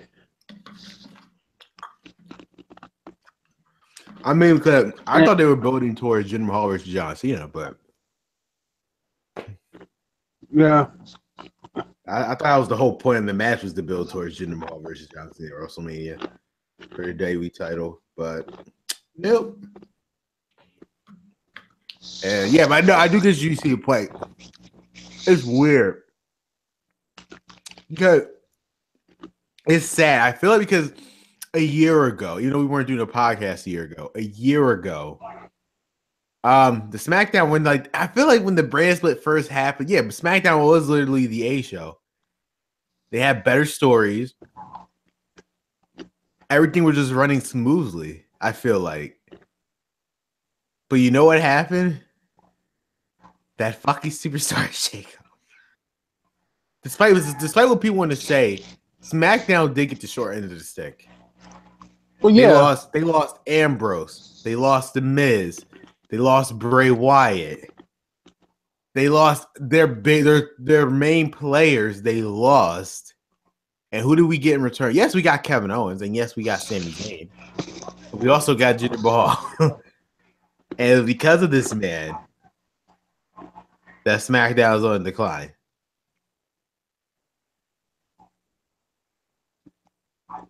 We had to sit through 6 months of this, and now they're trying to fix it now. Before the end of the year. Don't you love how they're just trying to fix it before the end of the year is up? Like they had the whole year. They gave this to us pretty much in the beginning of the year, and now they're trying to fix what they did for 6 months with Jinder Mahal. And it's like, well, it's kind of too late now. The damage is already done based on the ratings. The damage is already done, and the arena's attendance, which has slightly gotten better, but Oh, it was buff. I think they really noticed it more because remember they had 2 shows in India, and one of those shows wasn't selling, so they had to cancel it to make one show. Exactly. And I think it was at that point it was like, all right, this was a failure. We admit it. Put the belt on AJ here. I feel like they didn't pick AJ just because they were like, yeah, AJ's the guy. They was like, okay, he's the only one that actually sells tickets, so just give it to him right now. Which they y'all should have gave it to him in the fucking first place. Yeah. No, actually, better yet, why wasn't Owens, for all that logic, why wasn't Owens champion? Because let's just put this in like perception for a second. Like when Kevin Owens, yes, he was the United States champion, and AJ Styles was feuding with him. But don't you find that funny? AJ Styles versus Kevin Owens. You would think that would be for a main event feud, right? Mm-hmm. That was the secondary feud. Like, holy shit. They probably regret that decision. And it's no, but go ahead. I didn't mean to cut you off though. I'm just saying that I just feel like that he'll get his eventually, but Kevin Owens, yeah. who knows when. Probably I can see because let's face it, after WrestleMania is when new stories start. The only logical route, Kevin Owens, because what do you think? Okay, like if you could predict right now, what do you think Kevin Owens' plan is for WrestleMania?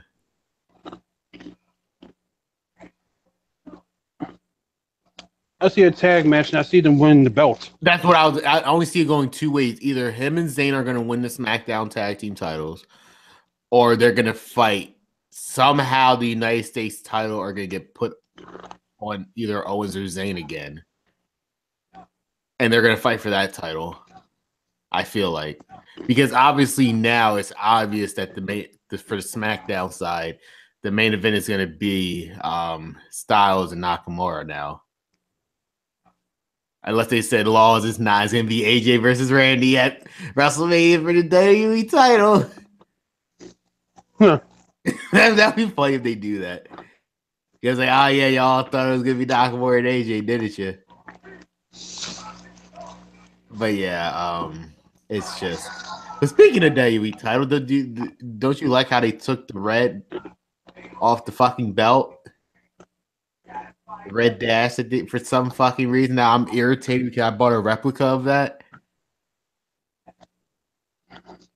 I meant to ask you about that. They took the red off of it.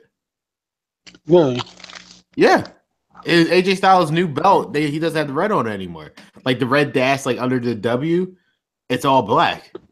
Well, we'll see next week. I might think maybe they just somehow fucked it up. Oh, we'll see next week. We'll see this Sunday. That's the official title now. Maybe it was just an error. I would like to think that was just an error because that red thing is pretty much because that's for it to be black. That's the Universal titles. Like the black outlines for the Universal title. So for them to make it both black is like weird. Well, then again, there's some fans I've realized when it comes to the titles, they don't take certain times they don't really take the real titles with them. And that is true. But as I just said that, maybe there's more to it than that. Cause I'm looking at Brock Lesnar is Universal Champion. His title is obviously all red with the black dash of the logo, right? Mm-hmm. So, but the WWE, the Raw Women's, and the SmackDown Women's, they're all whatever color with the red outline. I guess maybe they wanted to mirror the male titles and the female titles, so they're gonna let the female title have the red dash, and the male titles are gonna have the just the black. I don't know what the fuck to do. Either way, I'm irritated because I bought a $400 replica belt of that fucking title, and now it's not even the same because of one detail. Y'all just threw me off. I wanted to throw my belt out the window when I saw that on Tuesday. Huh. I was like, those motherfuckers. No, but I don't think it's the case because they literally just released a deluxe WWE Championship replica title that costs $800. It still has the red dash. So frustrating. I had to wait till Sunday just to see if this was on purpose or not. I mean, You know what I think? I think Styles probably might have just took the accidental prototype of the Universal title. I think maybe that was like the original prototype of the Universal. They just forgot to make it all red or shit. I don't know. I don't fucking know. But yeah, let's talk about the beginning segment anyway, which involves AJ. AJ came out. It was supposed to be originally just supposed to be a face-to-face with Jinder Mahal. Instead, the Singh brothers came out and they were trying to say, "Hey, we're not with Jinder anymore. We're done with that and whatever." And finally, when live events come into play, AJ was like, "That was fine and whatnot, but so why are you with him in India?" And he showed the photos. Actually, someone. So, as I said, I watch Raw and I watch SmackDown on streams on the streaming site, and someone said, and I thought about it because it made me laugh. Someone said, "How does it?" But they're not canon. But they're not canon, which is true. No, which is true. But yeah, because Triple H's team with the fucking Shield and shit. Yeah, like I know. So it's like when do they dictate when it's canon or not? yeah, like that's not even canon. How can that be? I know. So he should have never brought it up, but I don't. Yeah. And then he was like, "Oh yeah, you see." But AJ said, "Well, you guys were from Canada." And Jinder Mahal came out and basically said, "You don't talk to it like that." But then Jay said, but I do like the idea of it being one-on-one. So he attacked both of the Singh brothers and laid them out and made Jinder Mahal very, very angry. But he got retribution backstage when he attacked them backstage. But so the real question is, do you think the Singh brothers are going to be at ringside at the Clash of Champions? That's a good question. Because like they're not in the graphic anymore. They were originally in the graphic, but they're not in the graphic anymore. That's a good question. I don't know.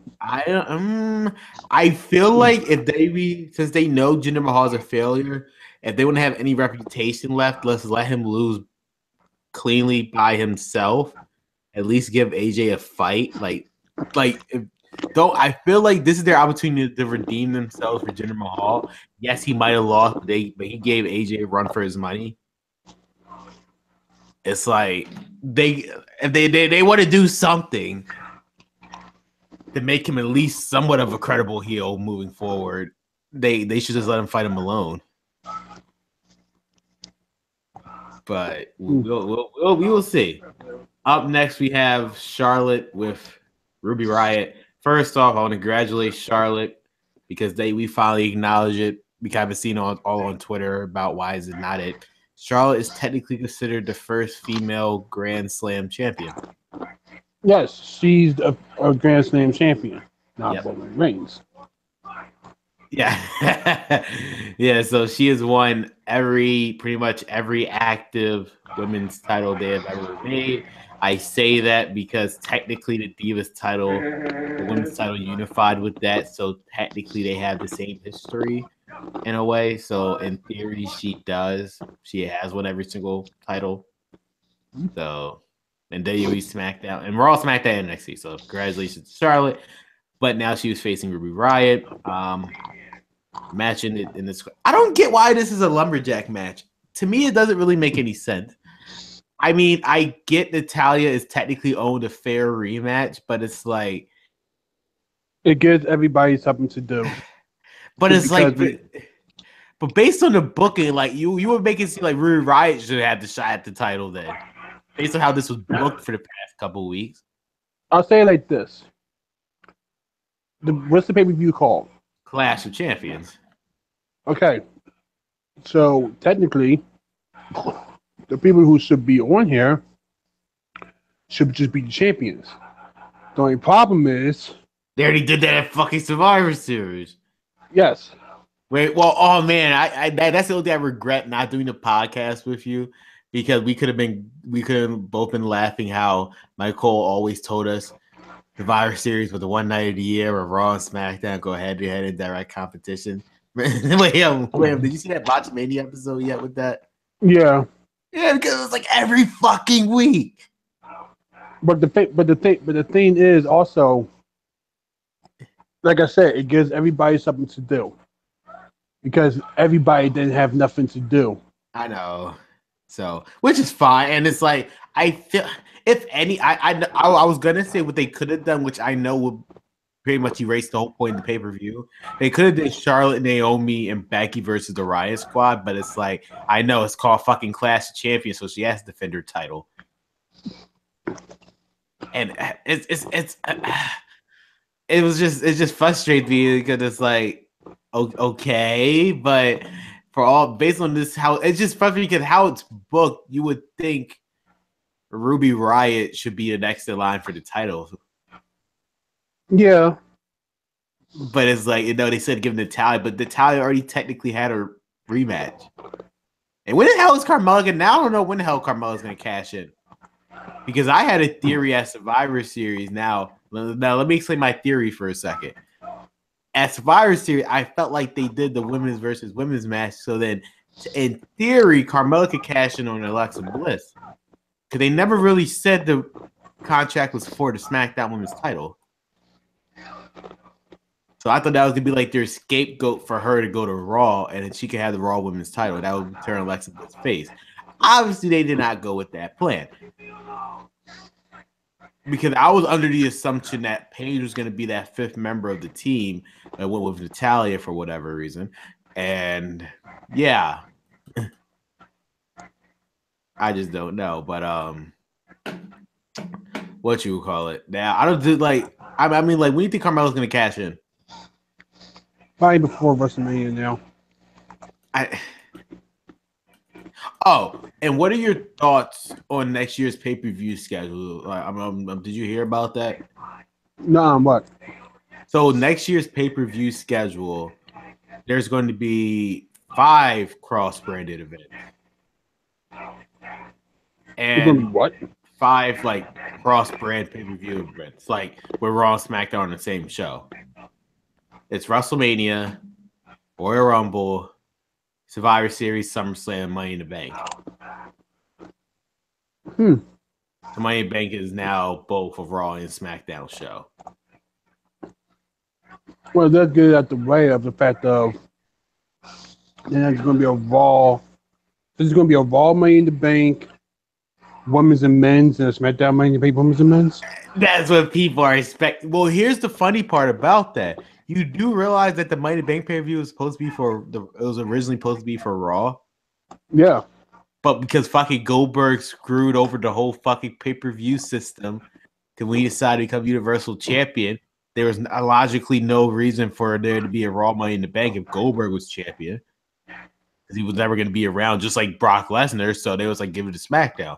They fucked with the whole They literally fucked up the whole pay-per-view schedule. All the pay-per-views that was originally for SmackDown, if you notice, was for Raw.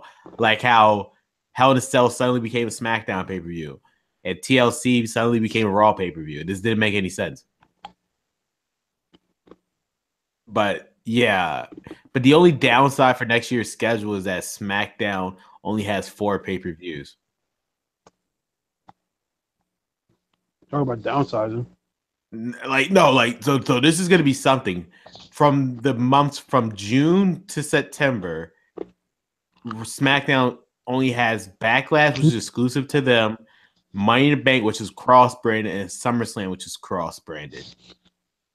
Their next pay-per-view is until October. Like, that's mind-boggling. For like 4 months, they're not gonna have no exclusive pay-per-view. But it is what it is. But yeah, Carmella, hopefully she cashes in soon. Dolph Ziggler fought Baron Corbin via disqualification because Bobby Roode interfered, leading up to their triple threat match at. It's interesting. Why do you think they put Dolph Ziggler into this match? There was logically no reason for them to do it, but they did it anyway. You wanna know why? Why? It's the same as that thing I've been saying for this whole past podcast that we've been doing. Give them something to do. But it's like no, but like the booking would have just made it just. There's no reason why Dolph Ziggler was in this match. Corbin had the feud with Ziggler in like 2 years, and Byru just beat Ziggler. So it's like I don't understand. I mean, I'm happy that Ziggler's in a way, but it's like it's just a book. It just doesn't make any sense. Like I said, It gives something to do. Yeah, the Bludgeon Brothers. I'm pretty sure they got sick and tired. I'm pretty sure they got sick and tired of Get sick and tired of them overlooking Dolph Ziggler. I guess. And it'll be interesting to see how Clash of Champions is going to work with that triple threat. I feel like Ziggler's there is just eat the pin so Corbin won't get pinned. I think that's the only reason why Ziggler there. It was the same reason why Ty Dillinger was in a triple threat match at Hell in a Cell. Yeah. So he could eat the pin so Styles, when they had gotten pinned, to drop the title. I feel like there's just a way for Byru to win without actually pinning Corbin, so they could somewhat protect him. The Bludgeon Brothers. Holy shit, I just realized something when I just said that. What? I think they're doing this so Corbin can fight Styles at the Rumble. Huh. I just realized that. Because let's really think about this. Let's just pretend like it is going to be Styles versus Nakamura. How are they going to get to that point? That would be interesting. So I think it is going to be Corbin versus Styles for the WWE title. We will see. The Bludgeon Brothers versus the returning Colin Delaney. I know I'm joking. No, I mean it's pretty much who it was. Yeah, but I mean, Colin Delaney is one thing, but you know who surprised me? The other guy. Yeah, the other guy. You know what that is? Yeah, he was hilarious. Like his scream. You know who that is, right? No, I don't know who he is. I always say his name wrong, but because his character has a long name, but he's from Chicago Wrestling too. He's also from Chicago Wrestling, the same wrestling organization that Drew Gulak is from. His name is Juan Demismo as Juan Friendicio C. Serrando. That sounds like Armando Estrada, but no. So his gimmick character is exactly what his name sounds like. He's like Juan Demismo. So I literally just said it. Okay. Interesting. I didn't even recognize. Yeah, I didn't even recognize him. I've recognized him. I'm like, is that Juan Demismo? How did he? But now to think about, like, well, Drew Gulak is in Chicago. I'm pretty sure he pretty much say, hey, like, hey, Key and I have a favor, bring a couple people or whatever. Sure, he got exposure. But and like, is that really him? Yeah, Juan Francisco de Carmendo. And I wish I could screen cap my screen cap and everything. But he's also hold on, I'm trying to get to the Wikipedia. I think he was he's the current Chikara Grand Champion. He won back in April of 2001. Pretty much the Grand Champion pretty much means that he's their world champion. Mm-hmm. And everything. He also, another person who also held that belt, Princess Kimberly. Or who was in NXT, right? Yes. Can't figure. I think it's like Abby something or whatever. Abby Lee or something like that. Abby Leif. Yeah. Leif or something like that. So I'm not saying that Juan's not signed to WWE. We know that. But yeah, he is he's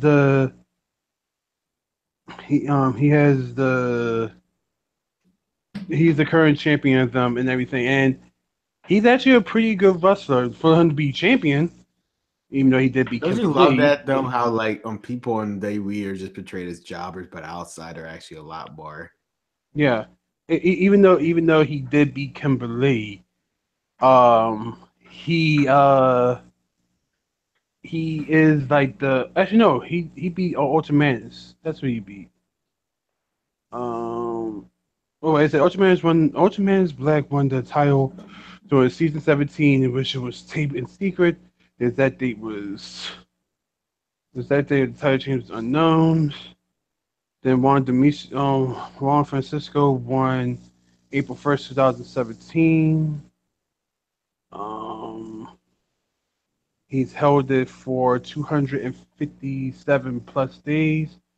Won in Orlando, Florida, and he beat. Oh, they didn't say who he beat, but that's how long he held it. Interesting.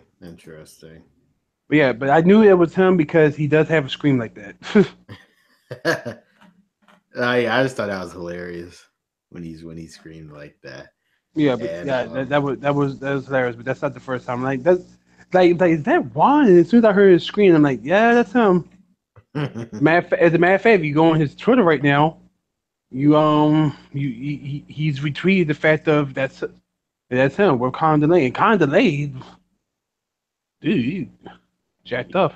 I know. Look at him now. I know. Like literally a bona fide. Like he was basically the James Ellsworth before his time. Yeah. He was essentially the James Ellsworth. I mean, I don't know if they're going to do James anything else. I know. I don't think they're going to use him. Or they could. Or speaking of which, completely unrelated. Where the hell is Mike Kanellis?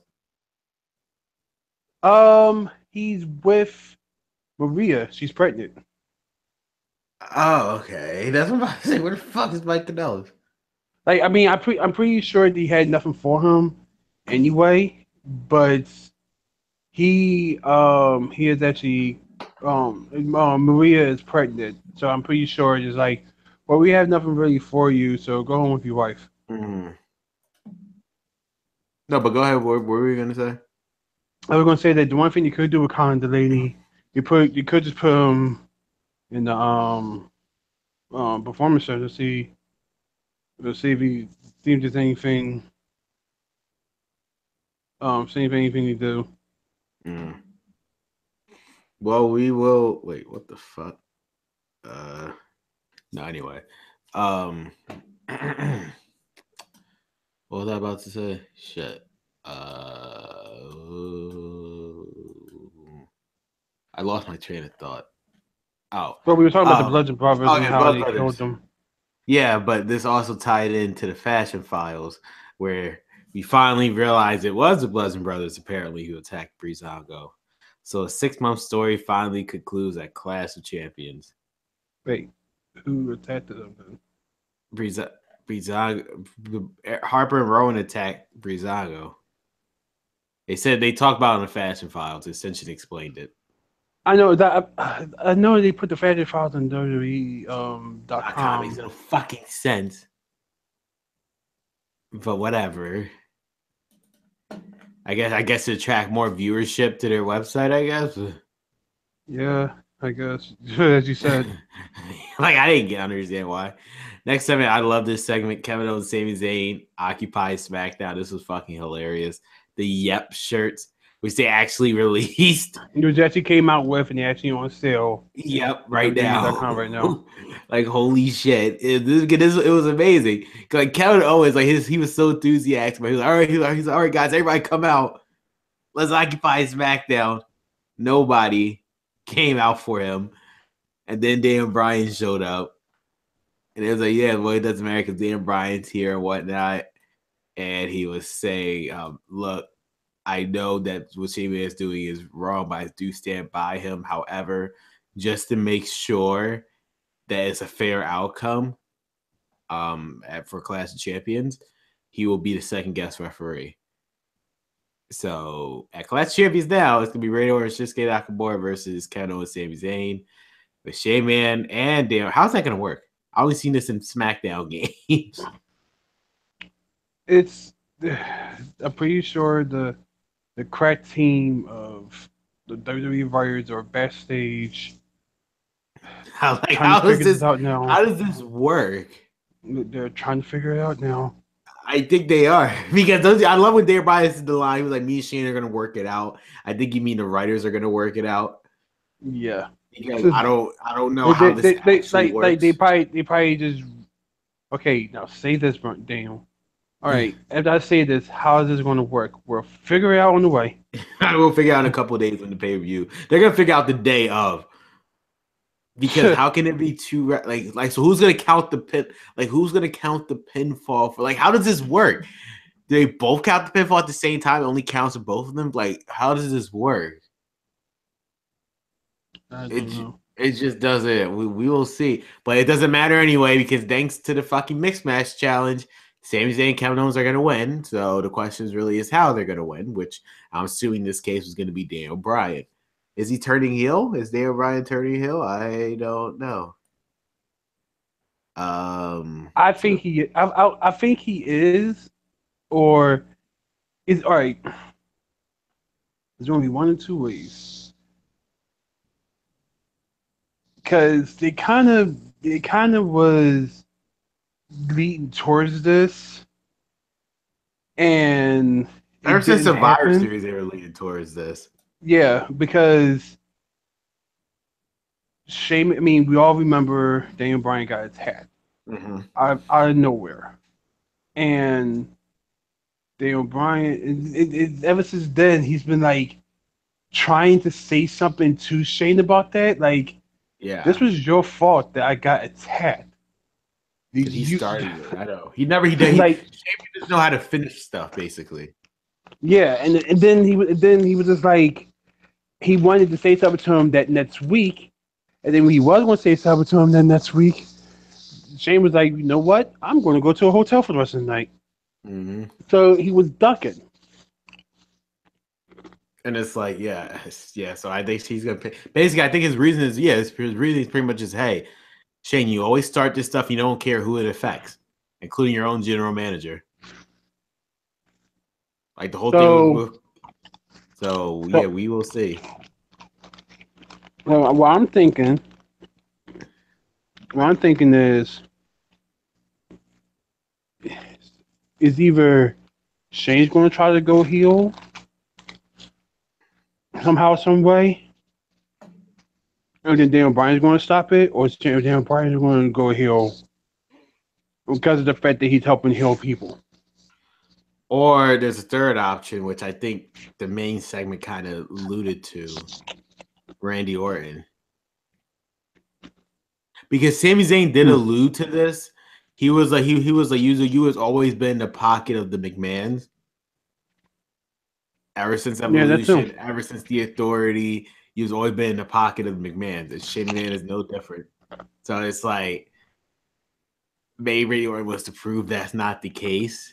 And he might turn on Shane, which in turn turns on Shinsuke Nakamura. So but I feel like Randy Orton might turn heel. I could definitely see that because based on how he reacted when he was chanting Nakamura, he just looked around and stuff. He was like he got irritated. So maybe it's like a sign of him screwing over Nakamura because again, both Styles and Nakamura need people to feud with leading into WrestleMania. So I feel like Styles is gonna feud with Corbin. And Nakamura is going to feud with Randy Orton. I see that happening. That wouldn't be a bad thing. Yeah, so because they have like how many more months until WrestleMania? They have 4 more months until WrestleMania, so they need somebody to feud with. So yeah, we will see. Rusev and English defeated the Usos, which basically means they're not fucking winning at Clash of Champions. I was actually hoping they were gonna win just because Rusev is just hilarious now. With the whole Rusev Day thing and English, wow, he's gotten over very quickly. Yeah, he has. Who would have thought half the team of the Bob Villains would have got over now? I wasn't expecting that at all. Well, it wasn't a bad. I mean, the reason why the Bob Villains broke up was because of Simon Gotch. Well, yeah, I know. No, yeah, of course. I love the Vaudevillains when they were in NXT. But it was just, I know. It's just on the main roster, they just did terrible. But at least English is doing something. Where the fuck is Ty Dillinger? I just want to point that out. Yeah, once again missing. Right? It's like, come on, at least put them on the fashion files or something. Like it's like what they're doing with the Ascension, even though they're not doing nothing. At least they're there. Like, for fuck's sakes, where the fuck is Ty Dillinger? I'm starting to get scared now. Like, what? Like, seriously, where is he? Just not here. Like, I know I know he always wrestles the dark match before his show opens. But that's not the fucking point. Yeah, the fact of like, why?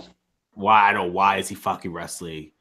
They made it. This is what I do. WWE doesn't seem to capitalize on shit. Y'all made a big deal when he debuted on Smackdown the night after WrestleMania. What has happened since then?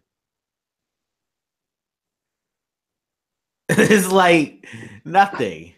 Yes, he was in a championship match at the Hell in a Cell pay-per-view. Yes, he fought Styles twice in the U.S. Open Challenge. But what is he doing now? How did y'all blow this? Like, yeah, I don't get it either. It is what it is. But main event, Kevin Owens, Shinsuke Nakamura with Randy Orton and Nakamura's side and Zayn and Owens' side. Referee got knocked out intentionally by Kevin Owens, which made you see now this is what made me like realize he might be turning heel. You saw when Nakamura had Kevin Owens down, he stood there for a split second, then he decided to go into the ring. He saw Nakamura with the pin, but he waited a second. And then he decided to count it. Which, like, that didn't help. And then some outside interference from Zayn Orton took over. But then that was enough distraction for Kevin Owens to hit the pop-up powerbomb for the win. So, and the thing is, he even said he didn't even tell Shane yet. No, don't.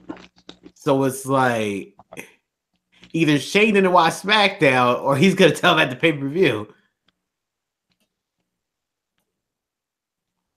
So it's gonna be something. Either way, obviously, again, Kevin Owens and Sami Zayn are winning thanks to the idiots from WWE who couldn't help themselves with that announcement. But it's just a way of how they're going to win. And it doesn't help matter. See, the t-shirt, this is the thing about the shop too. When you release t-shirts of somebody before a pay-per-view, it's kind of obvious the direction you're going. Like, again, they released the Yep shirts. Why sell shirts of people you're gonna fire? Yeah. It's like sometimes we just really think before you do something. Just wait until the next day. Like, holy shit. I feel like they on the strike. Strike while it's hot. Yeah. But it's like, but you're pretty much killing your own story that you just made. You convinced me for the past few weeks that Kevin Owens and Sami Zayn are in the fight of their lives. Now within 2 days, I'm not even worried about it anymore. You told me now it doesn't even fucking matter because they're still staying here. Yes, I mean, in the reality, like kayfabe wise, they're not gonna fucking get fired, but that's not the point. You're telling me this is the match stipulation, and it's like it doesn't even matter because you just released t-shirts. Why waste money on t-shirts if they're not gonna be used on TV for months? And the whole mixed match challenge, they confirmed that Sami Zayn at least is gonna still be here. So what is this? Sometimes it like I that's why I want to be on their marketing team one day if I could ever have the chance, like, so I can help them with this. Release stuff when it's necessary. Not when you like, all right, we have to do this now. Did you watch NXT? Yes. Well, I already knew what happened, so I didn't. But I did catch the last match. Yeah. Actually, no, I caught the first match. Andrade. I caught the first match, yeah, with Andrade. And then I went to go eat dinner, but I did catch the last one. Okay, but yes, yeah. So quick summary: Andrade beat Fabian Archer. Again, he's the new champion because Drew McIntyre got injured, which is why we're having qualifying matches for the Fatal 4-Way match, and the winner will become the #1 contender for the NXT title at TakeOver Philadelphia. So Andrade beat Fabian Eichner. Ember Moon, which again we was talking about this earlier. Ember Moon just really showed like They better do something for quick. The crowd, at least this crowd, as you said, this was in one sitting, so we had to wait a while to see. Crowd kind of turned on her in this match. They were cheering for Peyton Royce. It's like, you see, this is the issue. It's not like they were booing Ember Moon because Peyton Royce was a superior athlete. It's like Ember Moon is obviously the bona fide babyface, and Peyton Royce is the bona fide heel.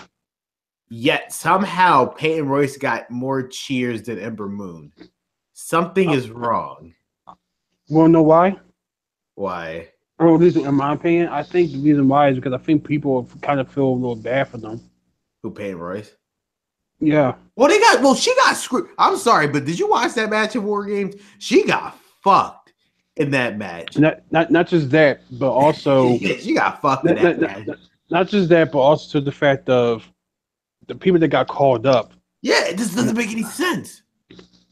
Your two most decorated, I'm saying that. Let me take it back. The two most pretty much iconic female people that you have so far, currently without Asuka, and y'all decide not to call them up. You decide to call Liz Morgan, who hasn't done nothing in 2 years, almost. Yeah. Sonya Deville, who's just up until now, y'all decide to do something with, and y'all just decide to call her up. Ruby Riott, okay, sure. I just wasn't expecting that so early. Mandy Rose, what the fuck? And Sarah Logan, who literally just got here 3 months ago. Sarah Logan, who needs to go back to speech school. I know. I mean, and I know it's the accent. That's why, dude. There's a difference. I mean, look, I know I have no room to talk. I have a speech impediment, but Jesus Christ, it's the accent. I couldn't get that. It's the accent. It's that accent that's killing her. That's what it is. But no, I know, but I do get your point though. But it's like, seriously, all those people, 5 women got called up, but not pretty much your cornerstone heels that y'all had for the past year. They didn't get called up. Yeah, they would have been perfect for the storyline. Exactly, at least for Paige. It could have worked either or for both brands actually, but for Paige's case, it would have made the most sense. Two credible people. I'm not saying. Well, I am saying that Mandy Rose and Sonya Deville aren't credible people yet to fight people on the main roster. Peyton Royce and Billie Kay are, but it's like I don't understand. Also, for Ruby Riott to go from face to heel, just like that, I know, like no reason. It really doesn't make any sense because don't you love how she debuted and then that NXT on Wednesday she was still considered a face? Yeah, that's what I'm saying. And it's almost as if they didn't plan that. It's weird. It's so weird. How Peyton and Billie are still in NXT. The only fathomable reason I could see them still being in it, unless they're going to give them at least one run with the title before they get called up, which they should have did it at freaking Takeover War Games.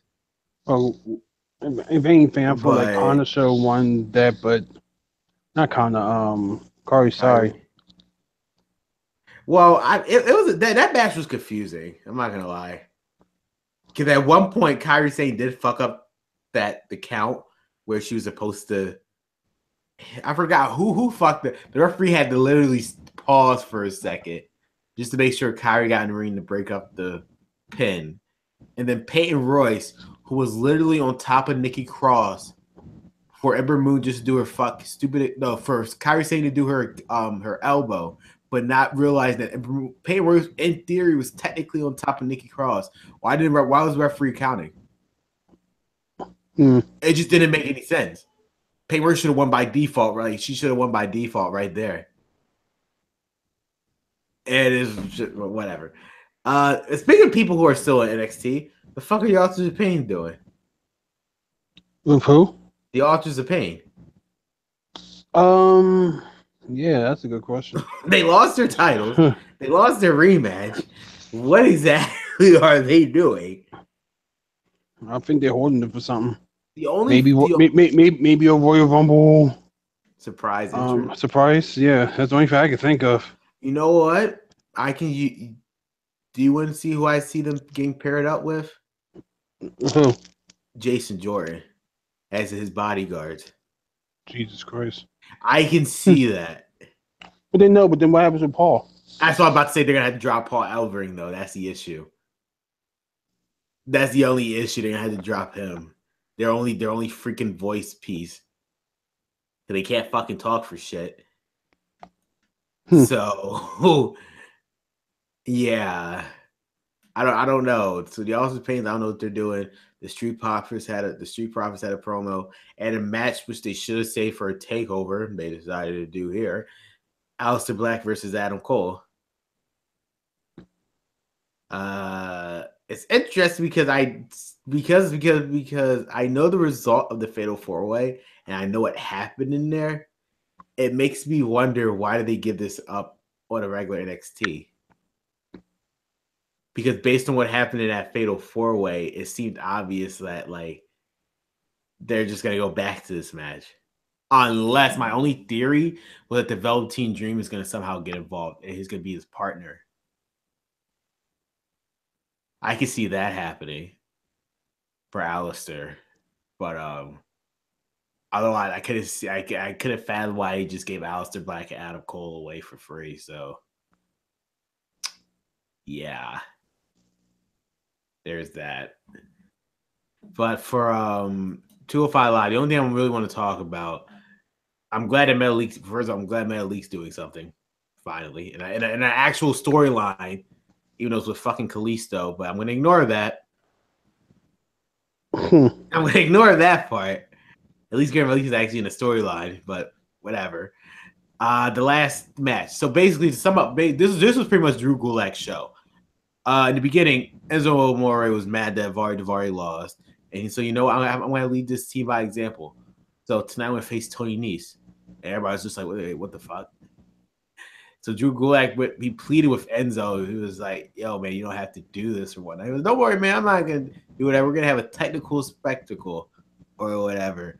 Obviously, that didn't happen because Enzo can't fight for shit. So he tried to just belittle Tony Nese. He got irritated that Davari attacked from behind.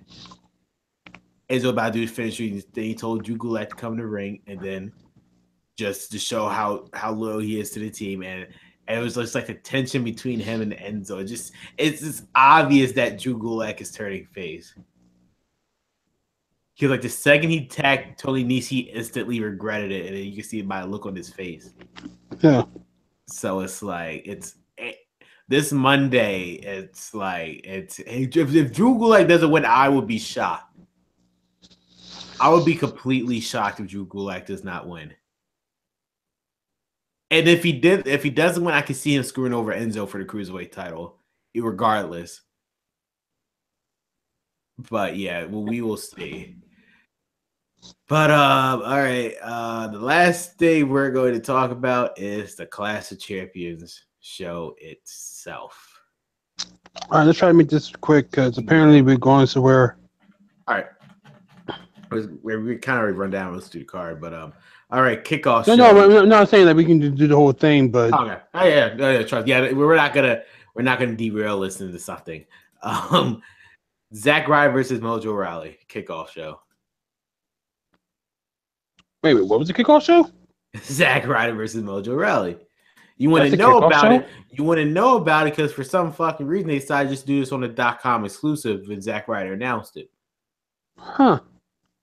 Interesting. I'm gonna say, as much as I hate to, I'm gonna say Mojo. Yeah, I was gonna say it too. They're probably gonna push Mojo as at least somewhat of a credible heel. I'm probably not going to watch it, but no, yeah, I can't see Zack Ryder winning for shit. I'm sorry, but we have gotten to that point where I'm not expecting anything from Zack Ryder anymore. Breezango versus the Bludgeon Brothers. Bludgeon Brothers, but it's not going to be too much of a squash. It's not. Yeah, it's not. As much as I hate to say Breezango, they're gonna lose, but it won't be a squash match like the other weeks. They're gonna actually put up a fight. Either that or the Ascension are going to reveal themselves as the actual attackers, which would be hilarious. I think it would be fucking hilarious. Because Breezango said that from the very beginning. They said that from the very beginning it was the Ascension, but whatever. Yeah. United States Championship triple threat: Baron Corbin, Rude, Dolph Ziggler. I'm a little conflicted on this, but I can't. Yeah, I know it's kind of hard just to either. I can't just say okay, it's this guy. I don't want to say Bobby Roode because that would imply Corbin was just a transitional champion. Which, in hindsight, I think this is exactly what it was. Him being a transitional champion, I think. sure. That's what I think this was for. I don't know if I'm ready to see Bobby Roode with the United Bobby States Roode's champion or anything. He needs to. I think I know why to you're be a little saying better. that because he's a face. If he was a heel, this would be a different story. Yeah. Bobby Roode's a face, and that's what's fucking up this everything. It's like what the. It's like that's why this convinces me that Vince McMahon doesn't watch NXT. The whole tenure of Bobby Roode was a fucking heel. Yet somehow the second he gets on the main roster, he's a face. What? Like it's just I don't understand. So like yeah, with that being said, okay, I see Bobby Roode winning with Ziggler eating the pin, so it'll make Corbin look strong so he can go on and face Styles. That's how I see it. But I don't want Corbin to lose the title that quickly. I held it for 2 fucking months. It's hard. I don't know.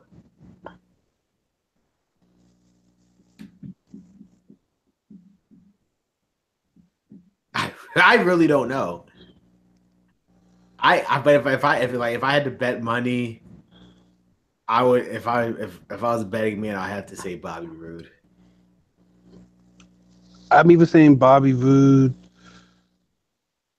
Or I want to say Corbin's gonna retain. Yeah, that's what I say. Or Corbin. I don't see Ziggler winning right now. I see him going right back down to the bottom of this pit or wherever the fuck he's at. And I kind of see Corbin. It's hard because like my original theory was he can fight this match. What I originally figured was going to happen was Corbin was going to fight Roode, then he was going to fight Nakamura. Corbin was going to face Nakamura. Yeah. Because I was assuming the main event was going to be Jinder versus John Cena at WrestleMania, but obviously that's not the plan anymore. So the only way I see it, I think they need to get the belt off of Corbin so he can feud with Styles. Because, I mean, yeah, but I don't know. Let's face it for a second. Who else is going to face Styles for the title now? True. Yeah, because who else is big right now? They ran through everybody. Kevin Owens and Sami Zayn are obviously a tag team now, so like that's why it's like logically, unless they're turning Bobby Roode heel, I can't. Corbin is the only other option right now. Unless they're going to make Randy Orton face Styles, which I think they're going to make Randy Orton face Nakamura. So it's hard. It's hard. But let's assume for a second that who would Bobby Roode be feuding with then? That's the question you have to ask yourself. Yeah. Well, Kevin Owens? No. You see, this is where the issue lies. This is a long shot. I might say Ty Dillinger. That's why they kept him off of TV. Maybe maybe that's why I kept him off of TV. I'm gonna say maybe Rusev. But him and Ada English, okay, I can see that. And like, you're right. I know I can see that because there's already too many tag teams now on SmackDown. So they're kind of gonna get Rusev English off the tag team picture for a second, and they'll just feud with Bobby Roode. I can see that. Him and Bobby Roode versus Rusev, I can see that. Yeah. Because I don't think Rusev is winning the tag belts. There goes that prediction. Yeah. Well, they kind of already ruined it with them winning on SmackDown.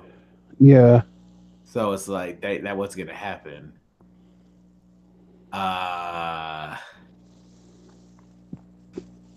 Yeah, I had to say, but because I'm trying to see if what's funny. The only way I can make this prediction is unless the only way I can make this prediction is unless the tag team match happens before. I'm talking about Shinsuke and Randy versus Owens and Zayn. If that match happens, which I know it won't happen before this match, then I can make a prediction on this match. Because because I can't see Ziggler doing anything after this important. Corbin, where do you go with Corbin from here? The only thing Corbin can do really is fight Styles. It's like it's so frustrating. Unless they're turning Byron heel, how the fuck is Byron gonna turn against two heel people? That doesn't make any sense. Yeah, it doesn't. So pretty much what I'm gonna say is this: if if he wins, he will probably go up against Rusev. Yeah. And then Corbin has to go probably Styles because literally Styles ran through everybody but Nakamura. So he has to go with Styles. I mean, Corbin has to fight Styles then next. Or they could just switch. I can see Jinder fighting Rude then. Yeah. They could literally just switch it. I you know what? I think I can see that happening.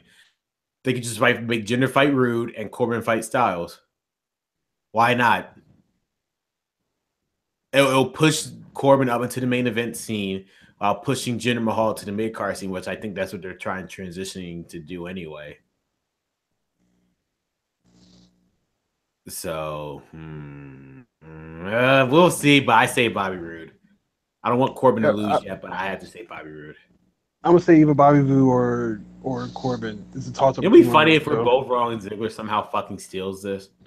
If he does, not be surprised that they show they actually still care about him. Yeah, that's why I was like, okay. So speaking of that tag team match, Randy Orton and Shinsuke versus Kevin Owens and Sammy.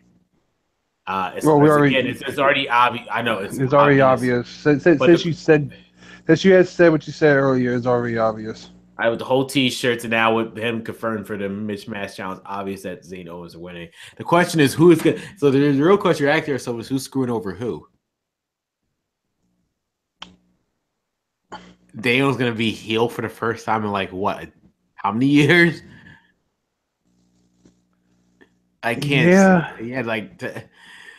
But because at the same time, like I said, the whole story, like I can see if Daniel Bryan does go heel, but at the same time, they never really answered the whole thing of why did Kane chokeslam Daniel Bryan. What was Daniel Bryan going to say to Shane, and Shane kept running away. So that will require him to turn heel.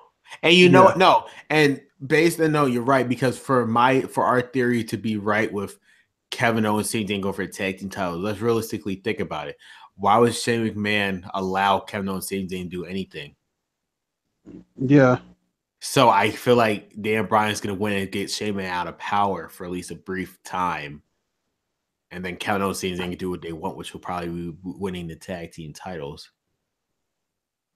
I can see like that's one way of doing it because then it just turns a booking and makes sense because obviously Shane McMahon wouldn't allow Kevin Owens saying they didn't do anything. So there's that. And in terms of Randy Orton, I feel like he's gonna turn heel eventually, and just him and Nakamura are gonna feud just to hold over until WrestleMania. I can see that though. It's a bunch of this is a bunch of different scenarios in this match that can play out. So we'll see, but yeah, Kevin Owens, Sami Zayn, that's the victor. Smackdown tag team titles.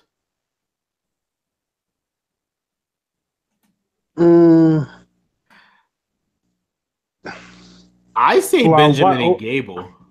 That's why I say who I want to win. I would say Benjamin and Gable. I think they are. Because, not saying that New Day doesn't need another title run, but They don't. They're fine but without the titles. they kind of don't right at this moment. And I think that the better feud, especially since now the Usos apparently are face Yeah, I know. going into That's what I'm about to this. say because the thing is, the Usos and the New Day are face, and Benjamin and Gable and Rusev and Aliens, they're the heels. So it would make sense for Benjamin and Gable to get the titles off them so they can have a feud. Well, like you said, the WrestleMania match you see happening is that's the question you have to ask yourself. Who do you see Kevin Owens and Sami Zayn facing for the SmackDown tag team titles? Well, okay, it would be the Usos then, because if Usos are face, That's what I'm all right, about to say. Yeah. let's put it in a scenario. Usos doesn't get pinned. In this match. Say one the New Day gets pinned, they lose the belts. Usos and Benjamin and Gable are going to be going back and forth anyway. Usos Uh-huh. probably Usos probably get the final say and have the belts again going into WrestleMania, and When that's they fight when you probably Owens and see Zayn. Owen Zayn. Yeah. The real question is, because like you said, then this is the interesting thing. You even said yourself, you can see Rusev feuding with Bobby Roode, but that leaves one question: the New Day. They're pretty much cash cows in terms of merchandise. What do you do with them? Hmm. That's what do you do with them? What can they do Yeah, that's a good question. This is without the title? Like, are they gonna? I can't see if they break them up. I would be legit shocked. this is why I said that the quality of SmackDown. Um, I love it because it's like, what else can you do with the New Day now? If they don't win the titles, what? No, like just think about it for a second. What can you realistically? Who do you see them feuding with next? well, who? The New Day. Um, Let's just pretend like they didn't win the titles for a second. it will probably be. Well, I feel like you have a solid feud with probably the Bludgeon Brothers. True. Yeah, you're right.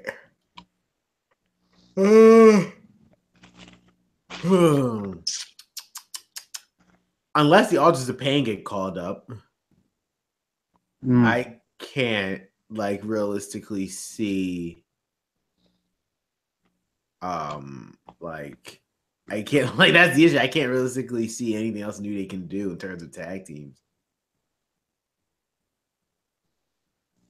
So yeah, but with that being said, I think Benjamin and Gable are gonna win. Because the fact that they're putting Shelton Benjamin on pay-per-view again would have to imply that they're doing something with him. Or should I say Shelton Benjamin? As Usos like to say it. So yeah, there's that. The SmackDown Women's Championship, Lumberjack.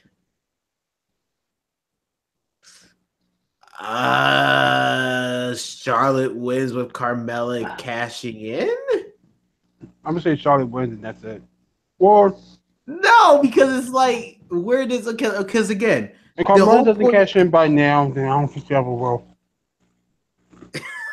that's my point because let's see. Natalia, I think she's gonna be taking some time off.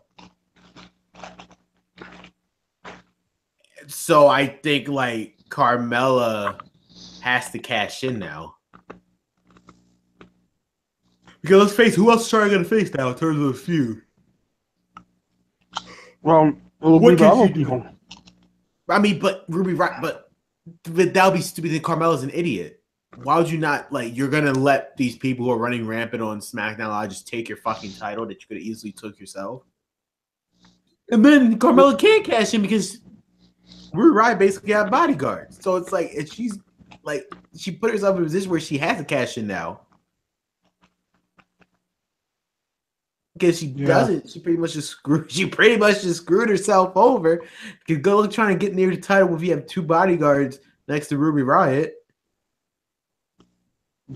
So it's like I feel like they have no choice but to let Charlotte win with Carmella cashing in.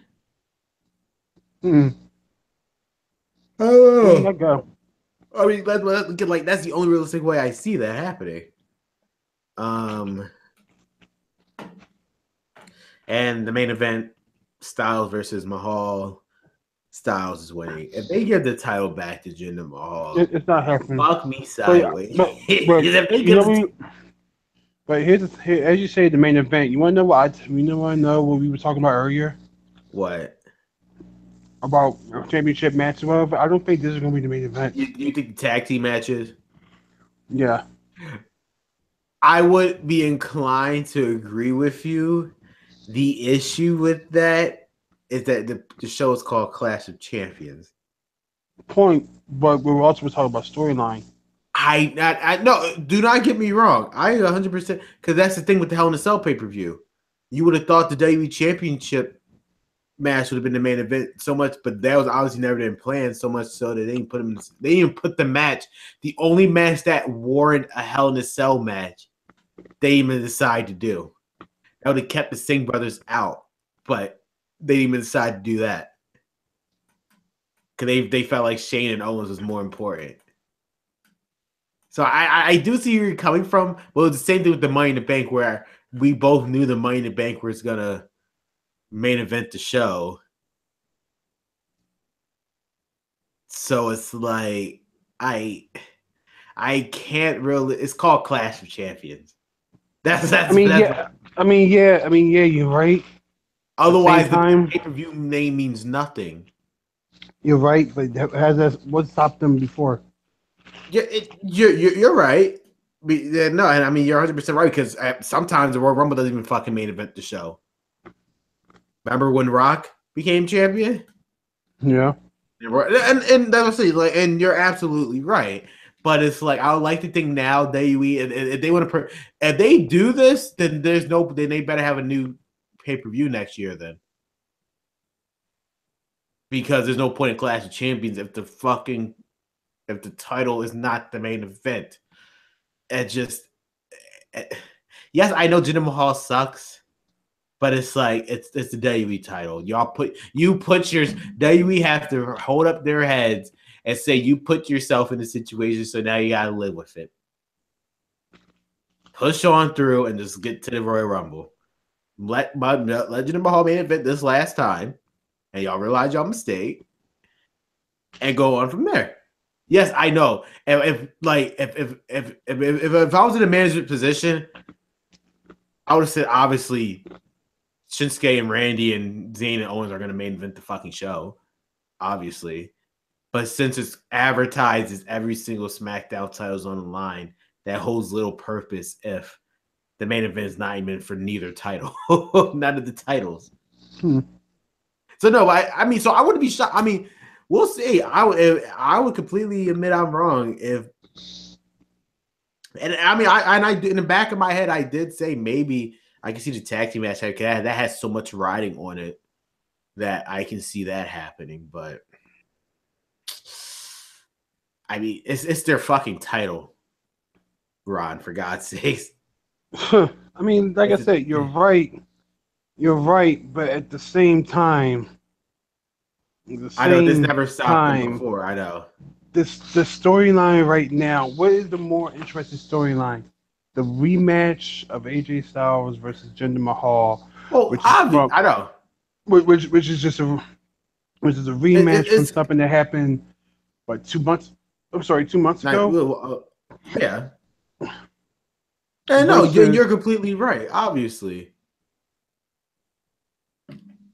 Yeah, like versus this thing, which is like their biggest story that's going on right now on SmackDown. Don't you find that funny though? And it really is really damning. Like ever since the brand split first started, I tried pointing this out to my brother.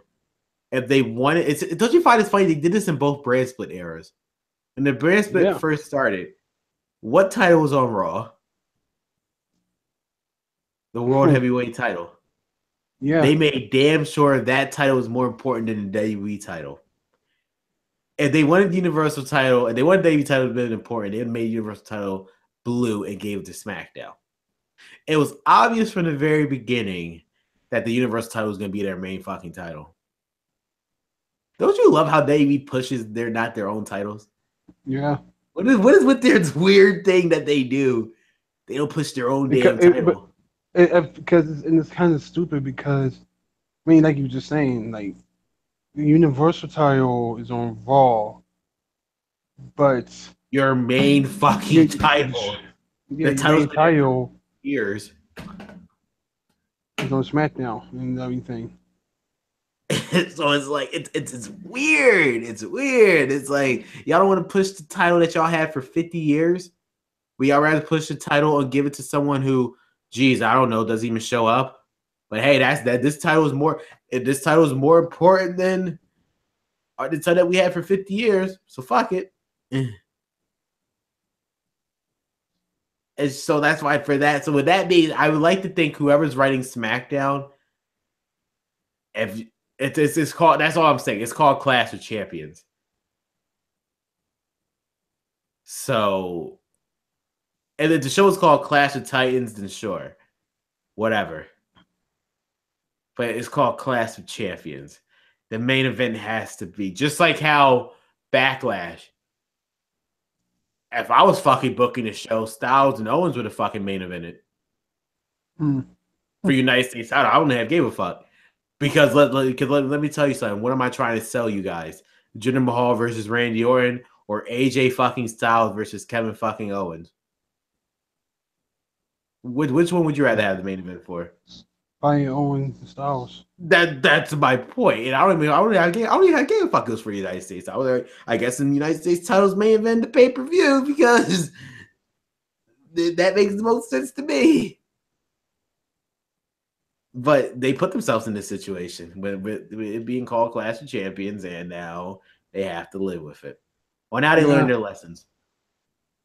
No, we'll see. Mm-hmm. Because we both know they're never going to learn. Well, we'll see after. Well, this pay-per-view is going to be pretty much. This pay-per-view is pretty much the direction that the SmackDown crew is headed for WrestleMania.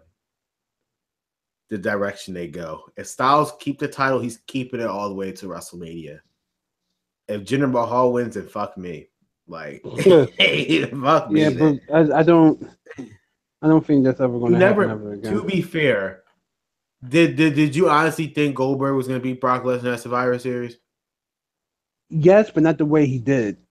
But look what happened. So anything's possible in the world today, you ain't. So yeah, guys. All right, guys. I just don't see what's happening. Yeah. Well, yeah, we're gonna see on Sunday. All right, guys. Thank you guys for watching this week's episode of This Week in Wrestling. Anything else you want to say, Ron, before we go? Pretty much not really. I'm just hoping that tomorrow, because tomorrow I leave out for. I'm actually going to probably miss. Not thinking about it, I'm probably going to miss half of Clash of Champions, or even half of all, because I'm going to be still at the tournament. Back. Yeah, probably just coming back and stuff. So, I'll try to catch where I can catch. I'll try not to spoil it for you. I don't spoilers don't kill me. I don't get mad with spoilers. I'll just text you. The only thing I'll text you say I told you so, which will imply that the WWE Championship was the main event. I mean, look, if it is, I would be surprised. But but trust me, I do get where you're coming from because, like, logically, if I was booking this, ignoring, I think we came to a point in WWE where, and I'm perfectly fine with this to a point where the titles aren't necessarily when it should have been, it's a double-edged sword in my opinion. I feel the title shouldn't be more important than the superstar. But then again, this is what they fight for. So it's like, in a way, if the tag team match is the main event, I won't be mad because it's like, well, okay, it does make sense, but this is your fucking title. This is what people come in this business for, just because they win that fucking title, and it's not gonna main event a show. Mm-hmm. So it's like, we will see. But then again, WrestleMania, Rock, Cena main event where CM Punk was WWE champion. So hey, who am I? Who am I to say what is important or not? We didn't care back then in 2012. So, but yeah. Anyway, guys, this is thank you guys for watching today's episode of This Week in Wrestling.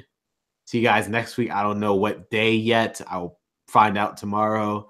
But otherwise, this is Crater and Ron signing off. Catch you guys later. Wish me luck. Wish Ron luck in this tournament. He's gonna even if he doesn't win, I know he'll probably get far in it. Oh, so you will, right, man. You gotta believe yourself. All right, man. See you guys.